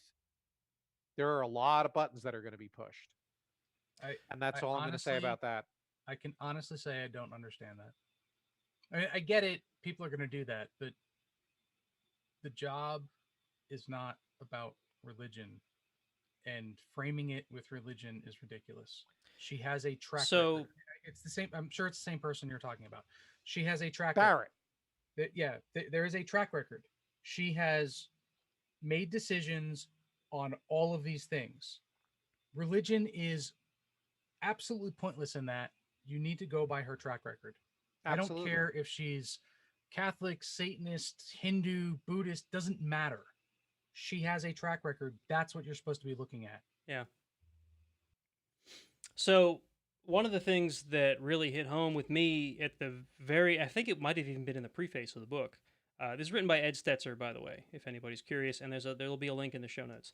In the very beginning of the book, he goes into how Christians in general, not any specific, sort of faith within Christianity, have had sort of a large influence in politics in this country for a very, very long time.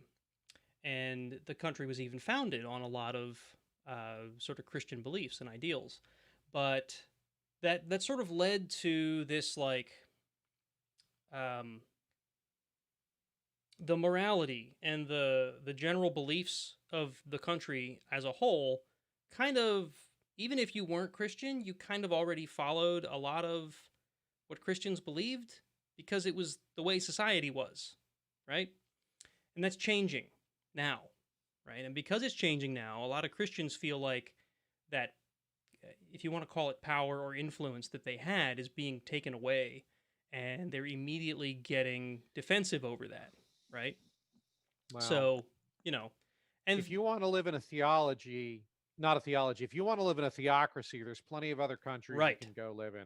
right, The United States is not a theocracy. And like I said, I don't know where the book goes to, so it could go off the deep end by the time I'm to the end. I don't think it's going to, because he seems very level-headed and very objective in the way he's writing the book, which is the only reason I brought it up on the show, because I don't want to push any of my beliefs on any viewers or listeners, in any way that feels like I'm being pushy, that, right?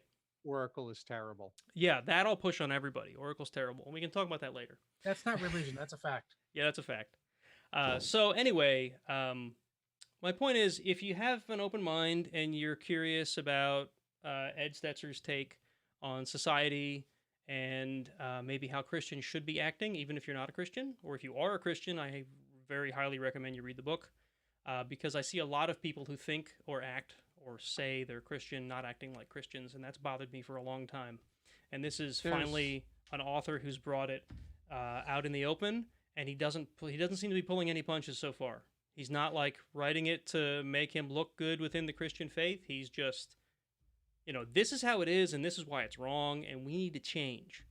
So, if you're a student of history, honestly, the tale of how the evangelical right they started to taste political power in the 80s and it only got worse from there is actually pretty fascinating. yeah. It really is. But So that's a different podcast, and I can recommend many good ones. Yeah. So that's all I'm going to say about that topic. I think it's a good book.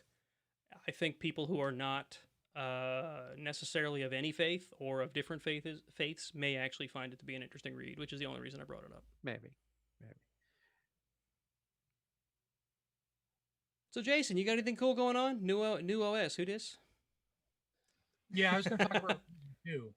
So I I installed the Big Sur beta, which I'm actually running on now, which is pretty cool.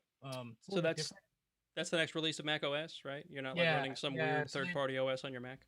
I think the biggest, other than they always changed how it looks, and I don't know if I'm in love with it yet.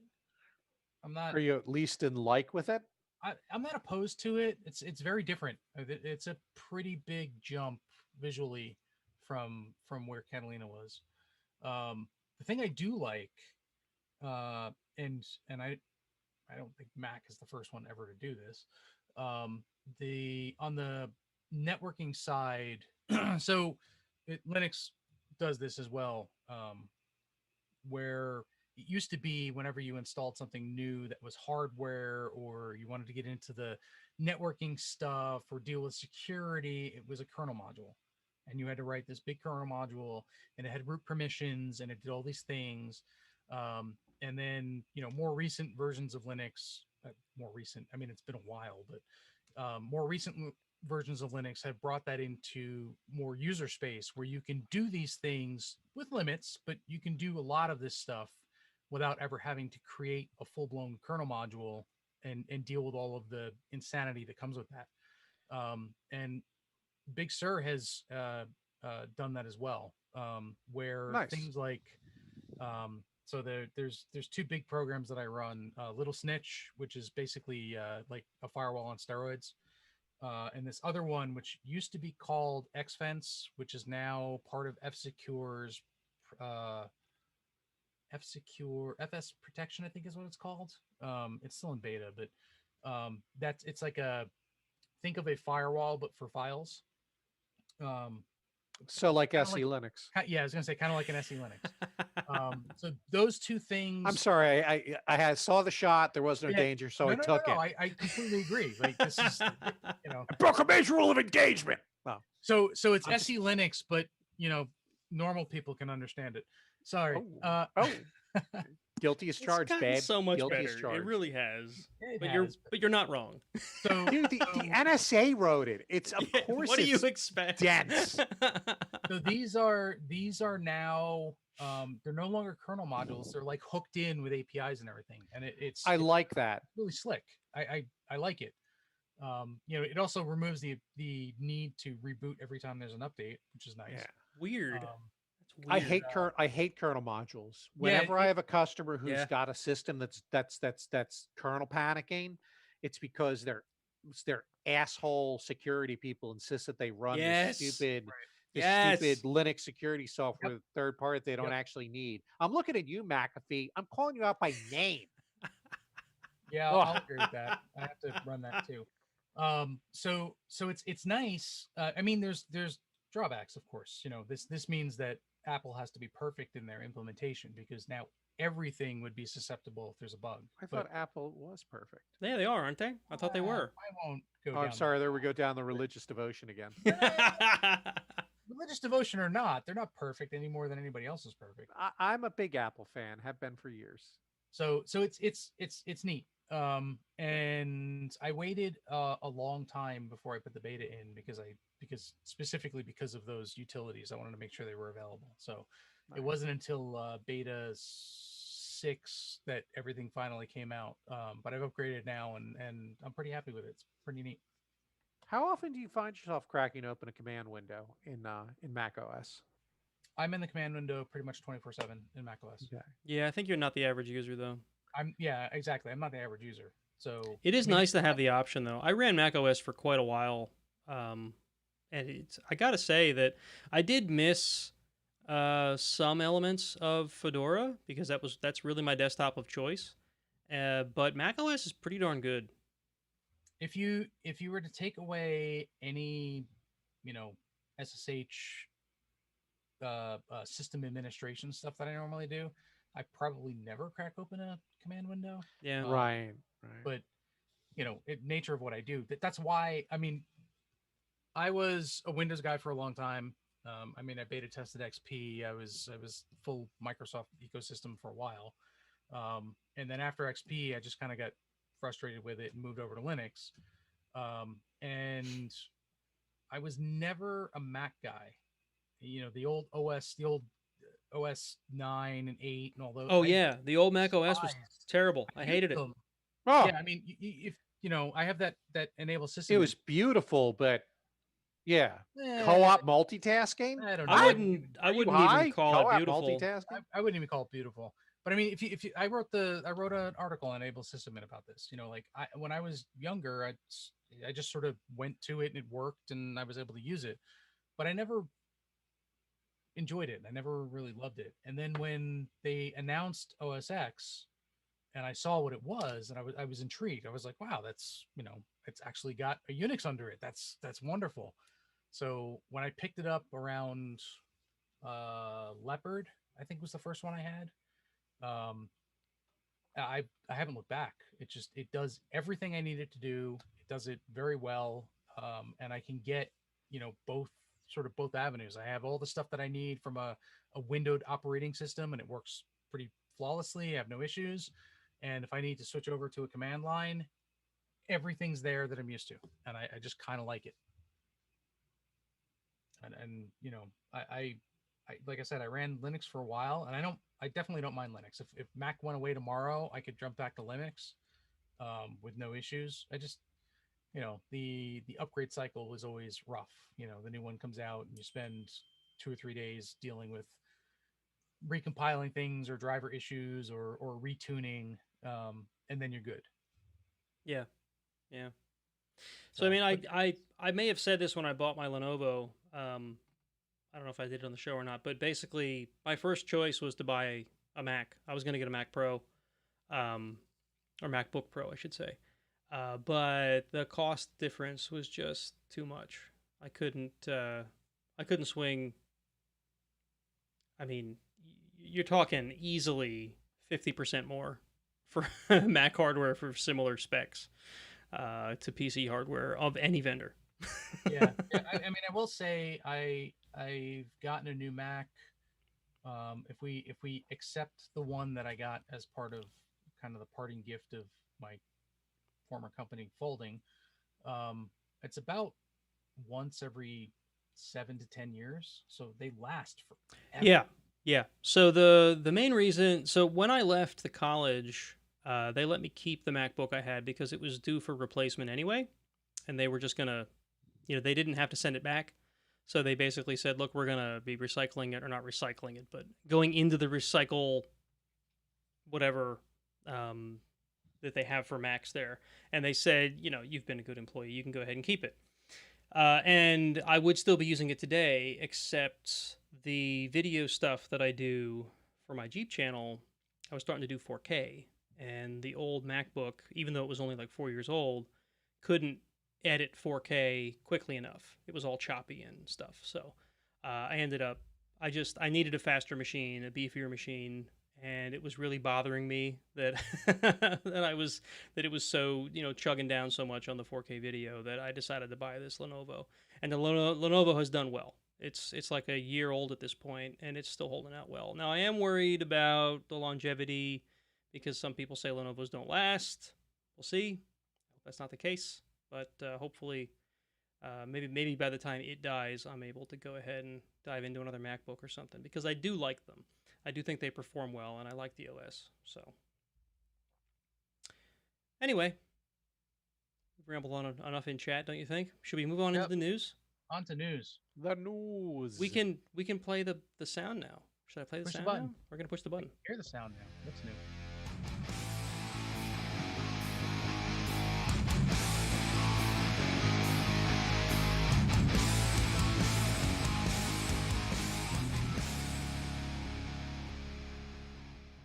I just have to say, this new mixer is so nice, having this stuff all integrated. It's just great, you know. Go mixer. Woo. What would I say about the mixer? Wait, is it this button? Yay! There we go. Yeah. And there's no kaboom. Which There button is should be a that? kaboom. Is it? I might get this wrong. That's wrong. Hang on, it'll show me if I push this. Never button. heard that one before. Yeah, well, some of them came with the mixer. Oh, I know why. I put it on the second page. I can have several pages Why of would these you have it on the things. second I put page? it on the Where's second. the kaboom? There you There There you go. was go. supposed to be an earth-shattering kaboom. Yeah, I mean, we have all of our old sounds No. and the organ. Yeah, it came with some built-in sounds, which are a little cheesy, but they weren't bad. Our old sounds weren't exactly high quality either, so I kept them. Like, we could do this now, you know. Ooh, it's Which- a magical tale of old. If any of you Marc, have, put the wand away. if any of you have listened to Smashing Security, now I know Hey, where now. they got that sound from, because they use that sound all the damn time. They must have a Rodecaster Pro, Put the or wand away, or I'll get that restraining order back on you. or Rode gets it from wherever they get their sound bites from. So, anyway. But yeah, we Oh can do my. the, you know. Okay. Hey, that's perfect for our next article. It is. Yeah, I'm done with the sounds now, guys. All right, so our first article comes from Forbes. Microsoft warns that critical Windows Server Perfect 10 exploit attack is underway. Now, why they're calling it a Perfect 10 will make sense in just a moment, because it's rated as a 10 on the CVSS, right? Common Vulnerability Scoring System. I don't know if anybody calls those a Perfect 10, or if that's just Forbes trying to equate it to girls on Instagram. Anyway. Well, you see, the mistake you make is that Forbes is not really the magazine. Forbes has become just a shitty blog site. Yeah, So, that's kind of what it is. Yeah, I'm going to go with the Instagram theory. Yeah. So the actual, the common name for this is called the zero logon attack, and I guess it has sounds to do like an alien warlord. Doesn't Zero it, though? logon Zero will logon? attack. Yes. I'm So zero logon. I will attack. I guess it's a flaw in the net logon service. If I'm understanding this correctly, it goes by Yes. CVE 2020-1472, and it's basically, you can really easily get administrator rights on a Windows system using this vulnerability. Yeah, as long as you know how to craft packets. But I mean, it's called zero login because all you do is send a net login packet with all zeros. Oh my gosh. Oops. Nobody figured that out. No one tested that. Yeah. Bounds testing. Who thought that was a good thing? So, try that. at any rate, it's already patched. And I didn't look at when it's patched, but Jason, you suggested before the show that it's been patched for like a month. Yeah. So the August. patch came out on August 11th. The first sort of inklings of the zero login attack were about 7 to 10 days ago, I believe, maybe a little longer. I swear I've been hearing about this for a while, but yeah, it's sort of been out there for a while. And it took them a month before somebody went, wait, that could be weaponized, which probably means it was weaponized long before the patch came out. Yeah, 4chan had that sucker weaponized really quick, I'm betting. 4chan, Perfect 10, yeah. Yeah, no, I don't think it's 4chan. Yeah, it's been weaponized for a while. So, yeah, it is patched. This article is dated... Hang on, I saw this before. It's actually dated from the 24th, so why Yeah, this today. is such late, I don't know. Why this is such late news, but yeah, it is patched. Go patch your Windows boxes, folks, if you've got Windows boxes. And by the way, put them behind a damn firewall. There's no reason that this should be Yeah, globally crazy time. that this should be globally exploitable is the word I'm looking for. You should be behind a damn firewall. People shouldn't be able to hit your damn NetLog on service. Yeah, I mean that's the big thing about this is that if it, for the most part it's a somebody who already has a foothold on your network somewhere. Yeah. But it is such an easy attack that insider attacks become a real issue. Yeah, so Josh is in chat saying that, I don't know, do you pronounce this CISA or is it just CISA? Anyway, it's part of the Department of Homeland Security. They sent an alert to have federal systems patched ASAP, which is what this article starts with, which I'm sorry I glossed over, folks. But anyway, that happened on September 21st. So that could be why Forbes picked up on this all of a sudden. Right. So there you go. The earliest one that I saw article-wise, and I didn't dig very deep, but the earliest one was like the 16th of September. So yeah, patch your systems, folks. Patch your Windows boxes, especially if they're domain controllers, because that'd be bad. Yeah, just real turn on bad. Auto updates already. Yeah, I know they're servers. Okay, fine. Turn it on anyway. But they're Windows servers. Come on. Shut them off. They're very secure when they're off. They are. Maybe. I mean, unless they have an IPMI device or that little grain of rice computer that all the Supermicros supposedly came with. They're not even secure when they're off. That was that grain of rice story was so thoroughly debunked. I know. I remember going to DerbyCon. It's like, there's a what? I'm driving 12 hours. Same technology and to, you guys are for you guys Bill are in Gates's microchip. Jason, you and vaccine whoever microchip. there were like with me in the car, and you're like, wait, there's a grain of rice computer built into Supermicro's servers from a supply chain attack, and I'm driving like, what? That's not possible. Guess what? It wasn't. Yeah. Bloomberg, the source of awesome tech news. It's always trustable. All right. This one should be a quick one.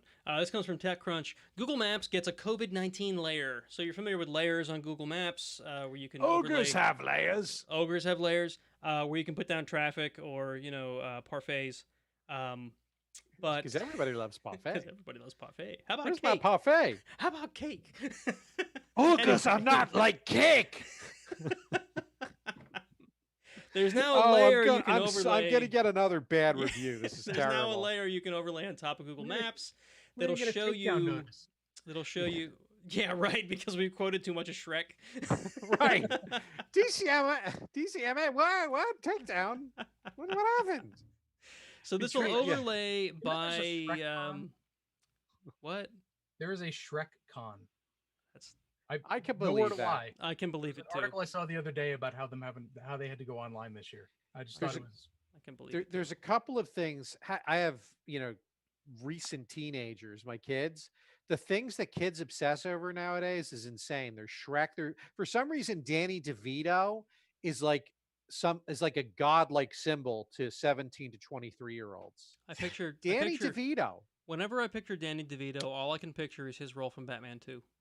Yeah.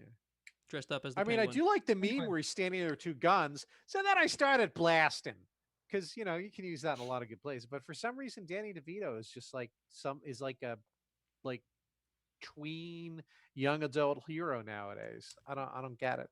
Can I finish the article?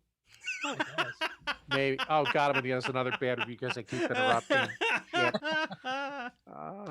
There's now an overlay for Google Maps that will give you, I guess, an estimation of the COVID-19 status of an area that you're going into, and that's basically based on the number of cases, whether that number is going up or down, trending up or down, and it's sourced from the evil contact tracing library that is now on all devices. No. Google comes from a number of sources, including Johns Hopkins, which makes sense, and the New York Times. Why is the New York Times a source for this data? Did I miss something? Because the New York Times has become a massively awesome place for data, just data in general. Oh, okay.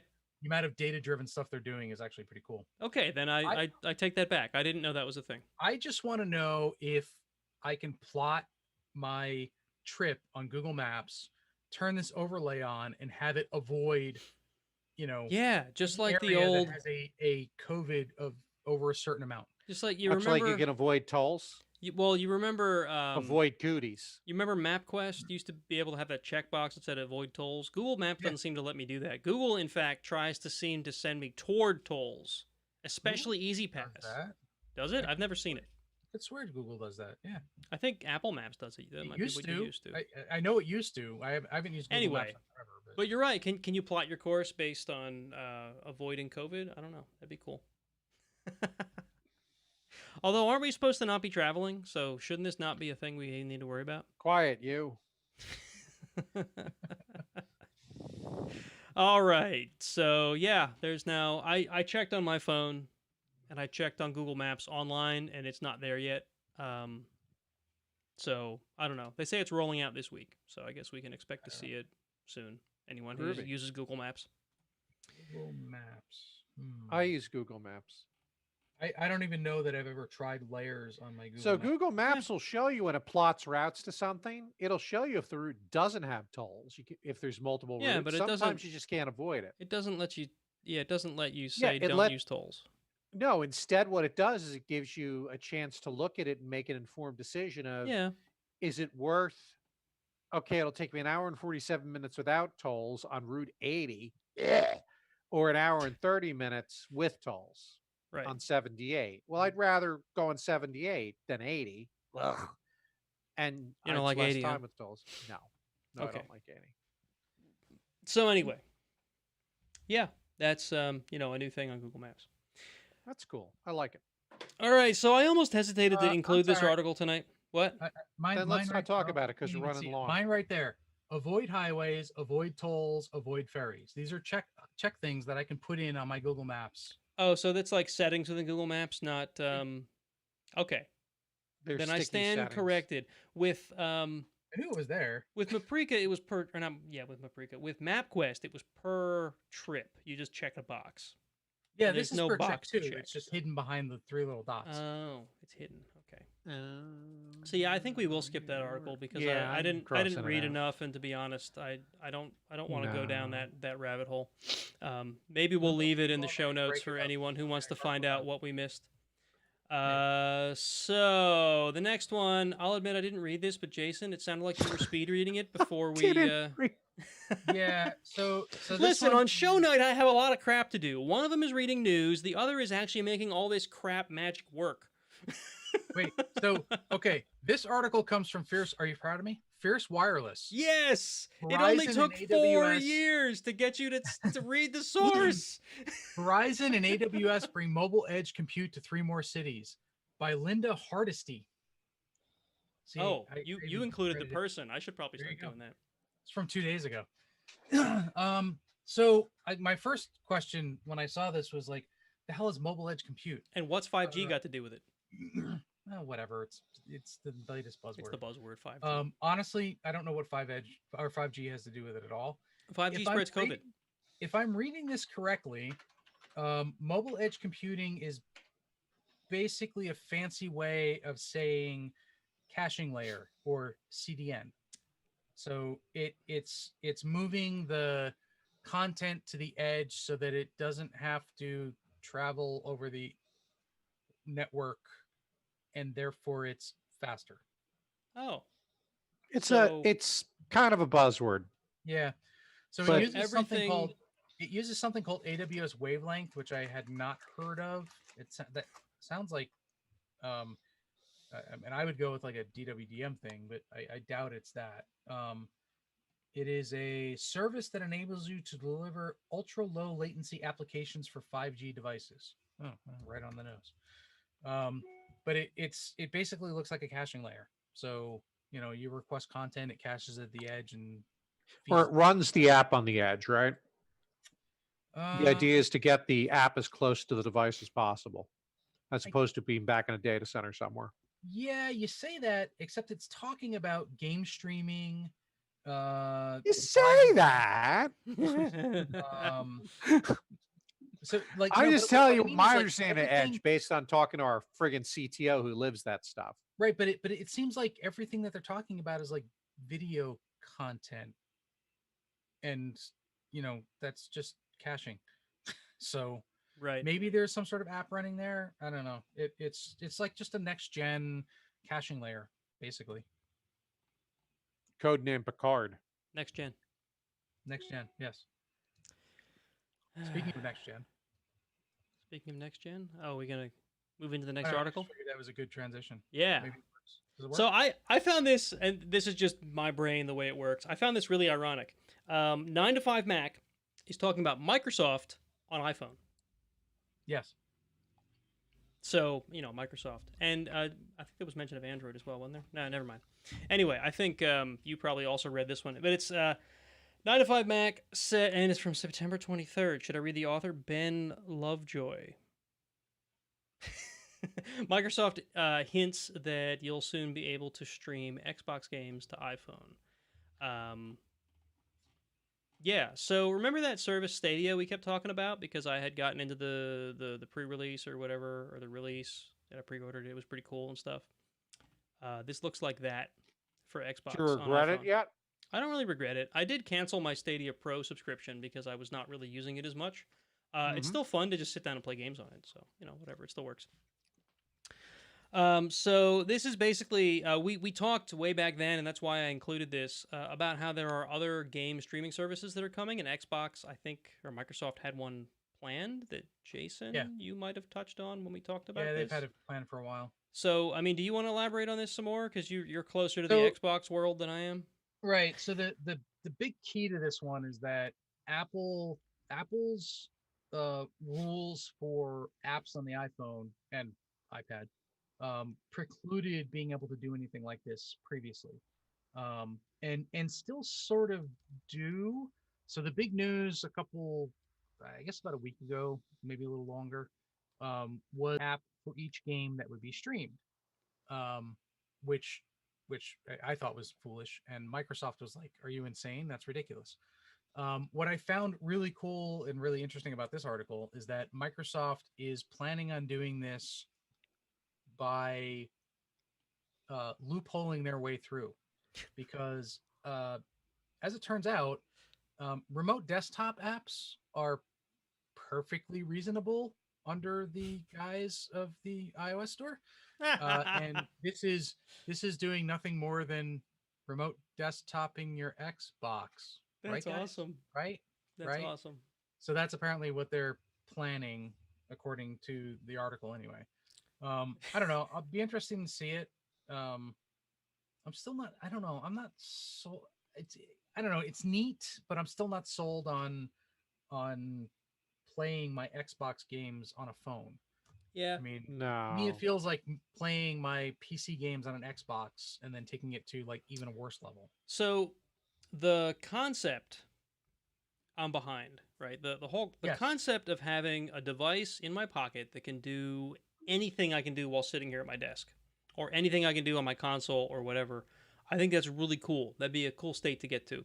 And that's part of the reason I was so interested in Stadia. I thought it was really neat to disconnect the gaming hardware from the game, right? So now I don't have to buy the big, gaming system that I then have to upgrade every so many years to stay current and whatever. Not that there's anything wrong with that, right? So certainly that's a perfectly fine model, and it gives you certain freedoms that you don't get with a streaming service. But I thought it was neat, right? So, but yeah, you're right. If you want to sit down and play a game, get the full immersive experience, you need a big TV, you need surround sound, or like good headphones or whatever, and you don't get that on a little phone screen, no matter how big your phone is. But even if you don't go immersive and you just say you just kind of want to pull the game out and play it, like I don't know that I could imagine playing like, well, damn near anything. Like, could you imagine trying to play Halo on your phone? Yeah, I'll say that I have not played a single minute of any Stadia games on my phone, even though that's a perfectly normal thing to do with Stadia. That's one of the big things they were touting. Right. You can't see.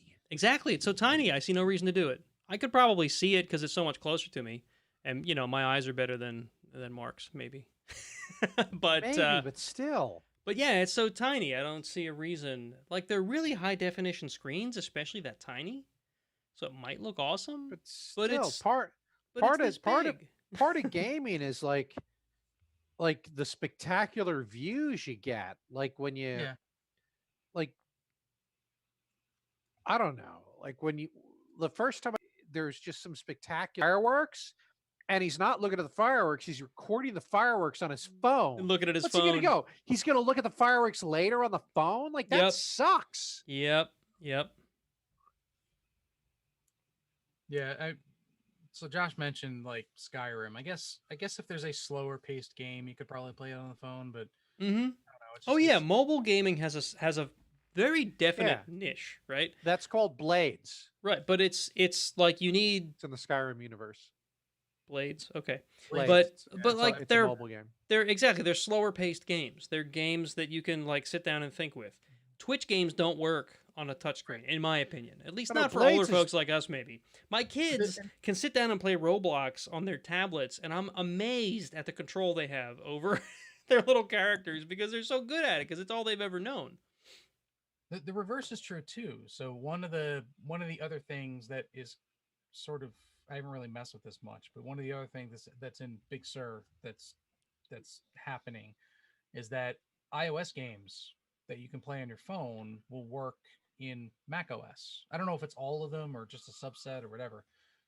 Some of them, sure, like there's some neat solitaire games that might be good, but like the tap games that you play on your phone, like I can't imagine sitting at my computer with a mouse and a keyboard trying to play those games. You could do it. I'm sure it's, going to work okay, but it's a different experience. It's not built for that machine. And then I think that's Yeah, where I sort using- of get the disconnect. It's not using built a- for the Right. machine you're using. Using a mouse or a controller to play a game that was designed for touch is going to be like playing a game that was designed for a mouse or a controller on a touchscreen. Right. It's important. Yeah. Yes. It's Now- really part of the aspect of game design. Now, is- in the images they're showing here, and I don't know if this is, I mean, they said this is like a speculation article from what I could tell. They're showing an Xbox controller plugged into this thing that holds your phone up, right? So you're still going to have the controls of an Xbox controller in their thing here, right? And if that's the way they do it, that's the way Stadia does it too. You don't play with touch controls. You connect a controller to your phone over Yeah. freaking USB, which I thought was ridiculous. They have these awesome wireless controllers that I can sit across my living room and connect to a Google Chromecast, but not to my phone. yeah. I To don't- plug I it don't into know my if- phone. I don't know if the Xbox controller will work Bluetooth to iPhone specifically. But yeah, the stuff that I've seen for this, at least on the Android side, is that you pair the Xbox controller with the Android and you use that as your controller. So yeah, there is that aspect, but now you're down to the tiny screen where you go blind. Nate, are you doing something funky because the YouTube the stream is funking out? No, I mean, Josh is seeing it and I'm seeing it nothing that I'm aware of. How's that? because it's very the Blame YouTube stream is very pixelated and it's sometimes done the little spinny circle thing. All right. Well, I mean, the Zoom session is still good, so we're going to keep going. I That's- mean, we're yeah. almost done for the night anyway. I blame Nate's ISP. You can do that if you want. All right, so gaming on phones, we'll see where that goes. Yep.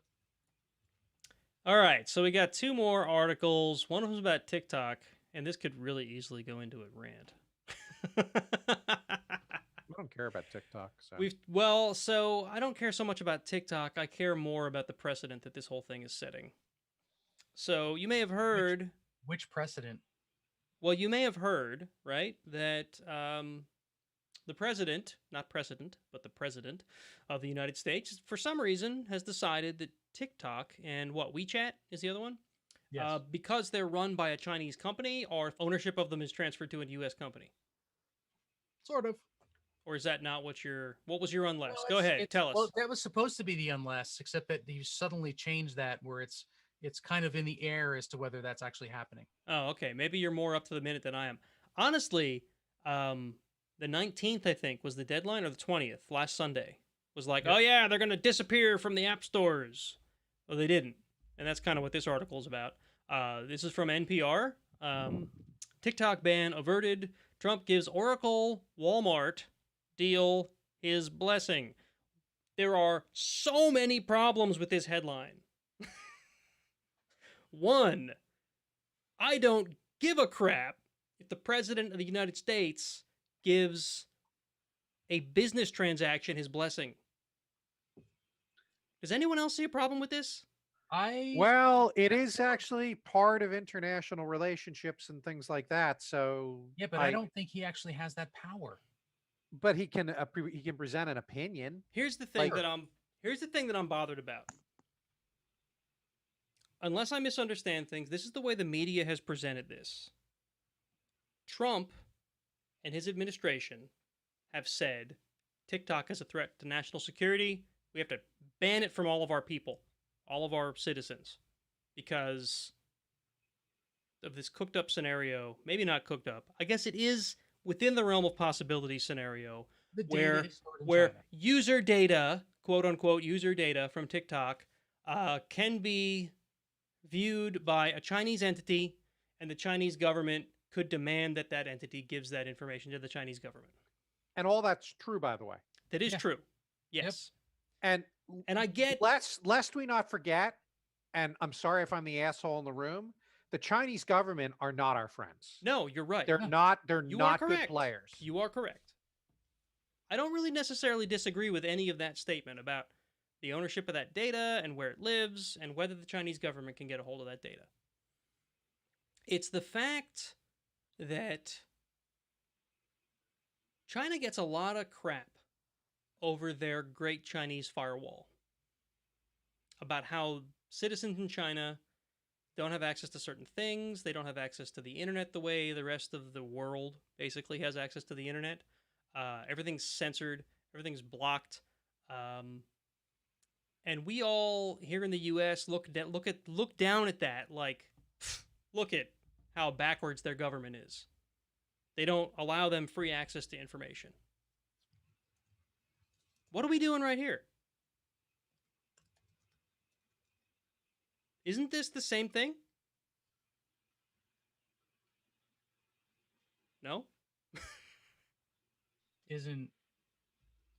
Well, I mean, I guess. Vaguely. Here's the thing It's a much smaller scale, and it's a stupid video sharing app, which is why everyone thinks it's a big joke, right? Isn't this the start? Isn't this the beginning of the government going, oh, well, you can't have access to this other app either, or you can't have access to that one because of this other scenario, or Google searches need to be filtered such that President Trump doesn't have a bad light cast upon him when you search about things.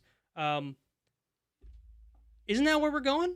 Am I the only one that sees this as a problem? All right. So I'm gonna go down. Your slope is a little slippery, but I understand where you're coming from. I'm gonna go down this rabbit hole slightly. So the TikTok ban came out publicly within like a day or two of the whole whatever Trump's rally that he had, that all the TikTokers got together and did some video or something and got people to buy up the tickets and nobody showed up.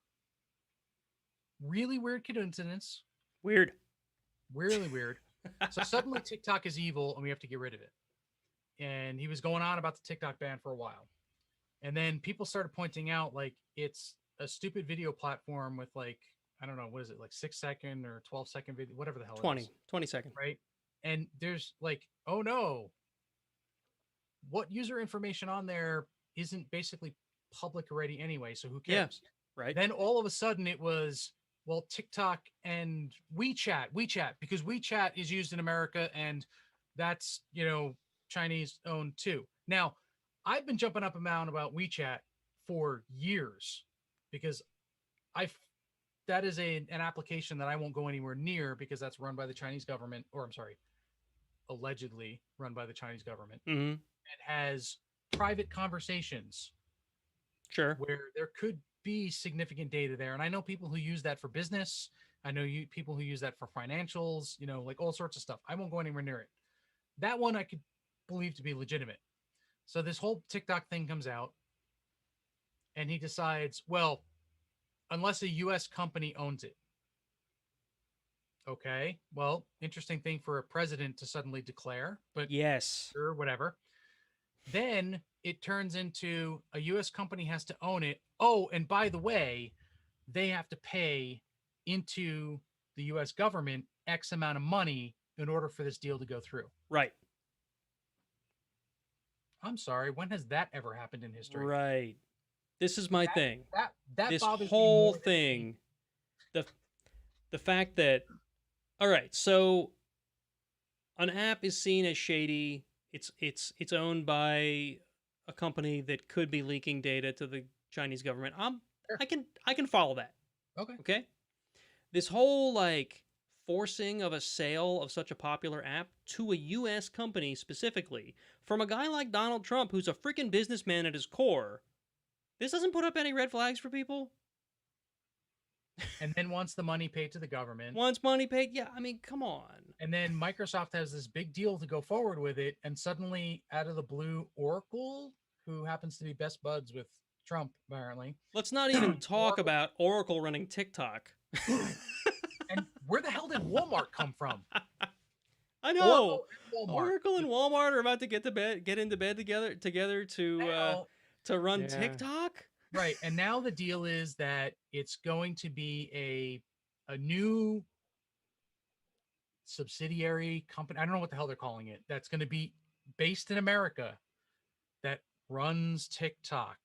Yeah. Except that everything that I've seen so far, and I haven't read all of the articles, obviously, but everything I've seen so far says, yeah, we're totally going to say it's run in America, but we're not giving up any of the algorithms or the data or anything. So how's Right. that going to work? Yeah. So what is this? What's it accomplishing? I don't know. All I know is he backed. Well, I guess he was forced to back down. I ran across another headline that said something about he had to prove, that is, Trump had to prove that there was any actual problem with TikTok. Otherwise, they weren't going to be forced to take it off the app stores. It's still on the app stores. I checked on Google Play when I read this article. Because of this new thing, they allegedly backed off because of it. Right. So now they're trying to put a positive light on it or something. I don't know. Here, I'll check. WeChat, I'm not sure about. Let's see. I think for me, what's important with this, and I'm not saying Trump is right at all on this, that the US is right, that whatever, but I think conversations like this are important as we struggle with privacy, as we struggle with communication, The- as we struggle with the very idea that America has been in bed with China in a very uncomfortable manner, and it's kind of hard to be all self-righteous about certain things when you realize how deep a lot of American companies are into China. Yeah. Forget American companies. The Chinese government loaned a disturbing amount of money to the American government. yeah. So we are in bed with China, whether we like it or not. Yeah. Yeah. By the So- way, WeChat's still on the App Store. So how's that ban working out? Yeah. I don't know. Because Anyway, everything I saw said TikTok was delayed, but I WeChat- feel like this whole thing is getting not enough attention from folks who might actually care about freedom because it's just this stupid video sharing app that people think is ridiculous. But You know what I mean? That's an ongoing challenge. Oh, so much for 90 minutes, by the way. We're at 9:21. Yeah, I know. Anyway, I was going to move on from this article quickly, but I don't know. I see problems with all this. I hope I'm wrong. I hope I'm just being extra paranoid and it's not a big deal. There's your little dose of paranoia. Little dose of paranoia. Maybe it's a big dose of paranoia here. No, you probably have something. I suspect that all is not as it seems on the Yeah. surface here. I don't like this at all. And the thread that I'm getting from the news, granted it's the news, I don't have inside sources. Maybe there is some kind of proof that what's it called? The company that currently owns TikTok is actually currently ByteDance is actually currently sharing information with the Chinese government, and there's like a really big deal. I don't know. I don't know if any of that is true. From the outside, it sure looks like Trump is having a fit. Yeah, but that's sort of his modus operandi too. It is. It is. He's a level 1000 internet troll. Yep. Yeah, a level 1000 internet troll with enough power to make it nightmares for the rest of us. Anyway. Anybody, I grew up in New Jersey. Anybody who watched Donald Trump through the time that I watched him could have called this. He's doing exactly what the people who put him into office wanted him to do. Yep. He's thumbing his nose at institutions. Yeah. And when he he's- throws a he- temper tantrum every time he doesn't get his way. You know and if what? the fr- There's and if the friggin' Democratic Party could put forth a non-shitty nominee, yeah. and now they're going to do it again, then Trump wouldn't be there. So, Yeah. oh Yeah. my God, I just got political. Yeah, we did. But I mean, there are a lot of people that say this is why we elected Donald Trump, and now he's doing what he said he was going to do, and now we're all not happy with it. It's not a bug; it's a feature. He's working as didn't elect intended. him. Well, I meant the country we, The as in- royal we. Yeah, the I- country elected him. I'll argue that one too. He did not get the popular vote as far Yeah, as it I'm doesn't That's matter. not That's how the we way. elect presidents in this I country. That's the understand way the that. law currently works. If it I changes, understand then I'll that. agree with you. Yep, I understand that. And all the candidates know how we elect presidents in this country. And I And also if you want to read don't- a fascinating book, there's a book called Shattered, which is an inside look at Hillary's campaign. Yep. Yeah. My brother-in-law pointed this out to me because he's an editor on the Hill. Fascinating inside look at the Clinton campaign. And had she listened to her husband, we would have had President Clinton. That's all I'm going to say. Again, Bill was right. Hillary blew him off.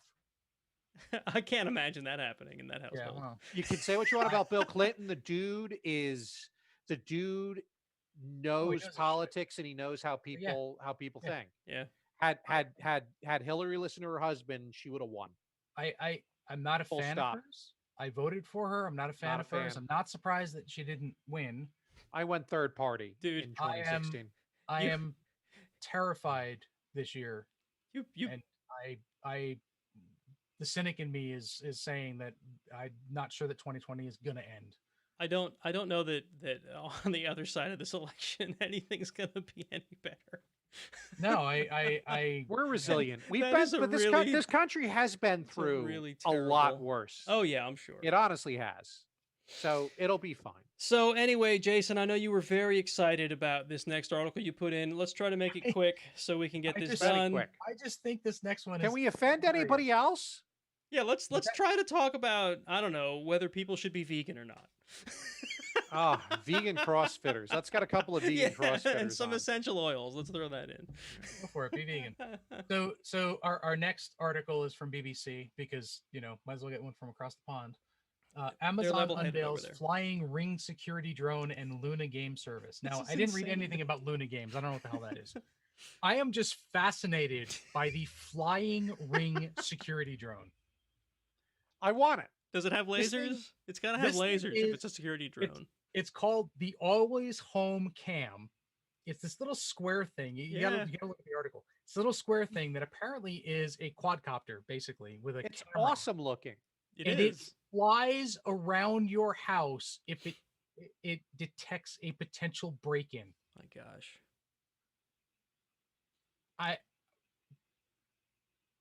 What, to go get video of it? I guess that's the point, right? I guess I cannot wait.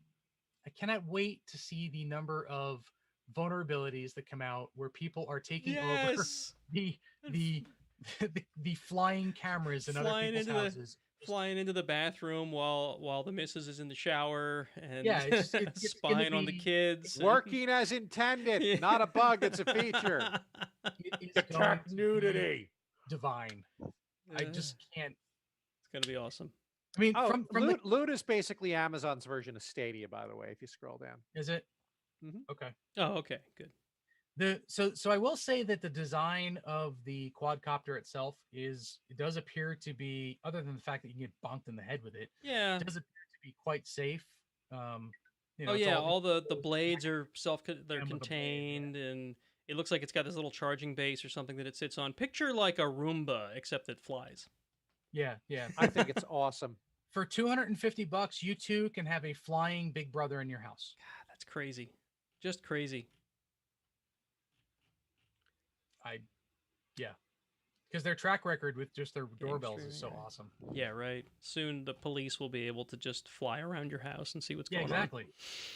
on. All right. Expected a break-in, so we launched your quadcopter and To I'm go look sorry, around, the yeah. wife was in the shower. I clearly have forgotten the conference room scene in RoboCop because I want one of these. Yeah, right, Drop right. your weapon. You have 5 seconds to comply. What was that? The Ed 9000 or whatever? Ed 2000? ED 209. Yeah, Ed 209. That's what it was. And he dropped the gun and the carpet. It was too soft on the carpet. And just. I was like, I don't know when that movie came out, Who but the hell loads a demo robot with live live ammo? rounds. Yeah, I was like 9 when I saw that. Scarred me for life. I'm terrified of robots now. Like, this is the security demonstration, but we've loaded the live rounds in ED 209. But I could dig up the article if I need to, but this is a real life scenario where they loaded the demo robot with live ammunition. This was they did a demo of an automated turret system for one of the branches of the military, loaded with live rounds that, for whatever reason, turned around and faced the audience. Oh my gosh. Live ammo. Now, they were able to stop it and didn't shoot anybody, but still, like, they got RoboCop. Once again, fantasy is not too far from reality. I'm pretty sure Ed 209 came up as a reference for that too. So Andy O'Mail asks in our Matrix chat, can it chase cats? And I'm sure the answer is yes. Well, I'm buying one with proper hacking. I'm all about antagonizing cats. And it's supposed to be loud. It's built intentionally to be loud. So the fans go. All right. I think I want one. Yeah. All right. So I think that's the end of our news for tonight, and that brings us to the close of the show, which has been an interesting ride through unusual territory of politics and religion, which we try not to touch on, but sometimes happens anyway. We touched upon both of them. I'm also being attacked by a 6-year-old who came to plug her tablet back in. All right, so it's been a video door slam. Yeah, right. So, and now someone else is coming. It's the other one to plug her phone in. Just put it down. Shush. Oh, stop it. Oh. Yeah, you hear that? You've been told. Yeah. All right. Yep. So anyway. Shush. All right, come on, girls. We're almost done. Get out. Oh, now we're dancing. And now we're getting the sassy dance. Yep. Come on.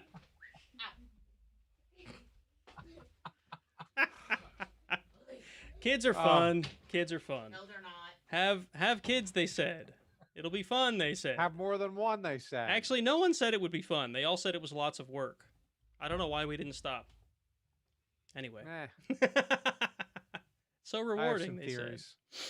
All right. So anyway, thanks for watching tonight. If you want to watch us live, you can do so on the second and fourth Thursday of every month on either the YouTube channel or the Twitch stream, now that we have restreaming set up. That's if you want to watch us live. Otherwise, you can listen to us after the fact, because we'll always release it as a recorded podcast, because that's where we started. We don't want to forget our base, right? If you want to chat with us for some strange reason, you can do so via our Matrix community, because I got tired of renewing our invite for Slack. There's a link for that in the show notes. Plus, if you go to ironsysadmin.com, there's links there for how you can join or find us on, Twitch or YouTube or the other things like social media, Twitter and Facebook. You can find us at ironsysadmin on both of those. And you can subscribe to us wherever you normally find podcasts. I did Libsyn, which we host the podcast on, recently gave us the option for yet another podcast service that I don't think I've ever heard of. I can't even remember the name of it at this point, but we're on that now too. So we're everywhere. And remember, you can find Iron Sysadmin merchandise at Teespring. There's a link for that somewhere in the show notes here. I would read it to you if I could find it. Teespring.com/stores/Iron Sysadmin. It's not that hard, but I always think it's shops instead of stores. It's stores. And with that, I think, you can also become a patron if you would like on patreon.com/Iron Sysadmin. With that, I think we're finally done. We certainly did not make the 90-minute mark. In fact, the timer on the recorder is 2 hours and 30 minutes, which might come down to 2 hours once I take out the break and the stuff we recorded before the show. That's super optimistic. I'm really hoping. That's all. I know no one's asking us to have shorter shows, but I really feel like we should be at least hitting the 2-hour mark routinely. We'll try next time. Yeah, we'll try next time. Sure we will. All right, folks. So it's been fun, and I guess we will catch you in the next show. Yeah, if we get below the 2-hour mark, maybe we can be the #1 show. Maybe. You're right. You're right. Or maybe we need to hit the 4-hour mark. We have to beat those admin guys. That's it. We need 4-hour Yeah. shows. You know, I know other podcasts that are ridiculously long, and they have plenty of views. I mean, look at Paul's Security Weekly. He just goes on for as long as he wants to, doesn't he? But now I'm he's. pretty sure that show never ends. It doesn't. It just. The I can't show catch that up. never They just keep ends. going It until just it's goes time- on and on, my friend. They just keep going until it's time to record the next show, and then pick up from there. Is that what you're I think saying? so. Yeah. Look, it worked for them. They got acquired. So Yeah. you know, Right. they're all Right. millionaires now. Golden. So they were Star. able to answer the question Oh, right. that we No, posed at the no. very beginning. billionaires. That was clearly with a B. I don't think they're billionaires. Although that would be awesome. Millionaire would probably Listen, be good. Doug. if podcasting can turn me into a billionaire, that would be awesome. So, folks, send us billions of dollars so that all of us can be billionaires. We'll settle for millions. We'll settle for millions. You're probably right. I don't want to be greedy. You're all very generous already. Yes. Thank you so Real, we'll much. probably settle for thousands. Yeah, you're right. Hundreds would be good for now. Oh, just buy me some Hundredaires. coffee. I'm a hundredaire. Just buy me some coffee. All right, folks. We'll catch you on the next show. Later. Let's see if the credits work Bye. this week. Maybe. Here we go. Good night.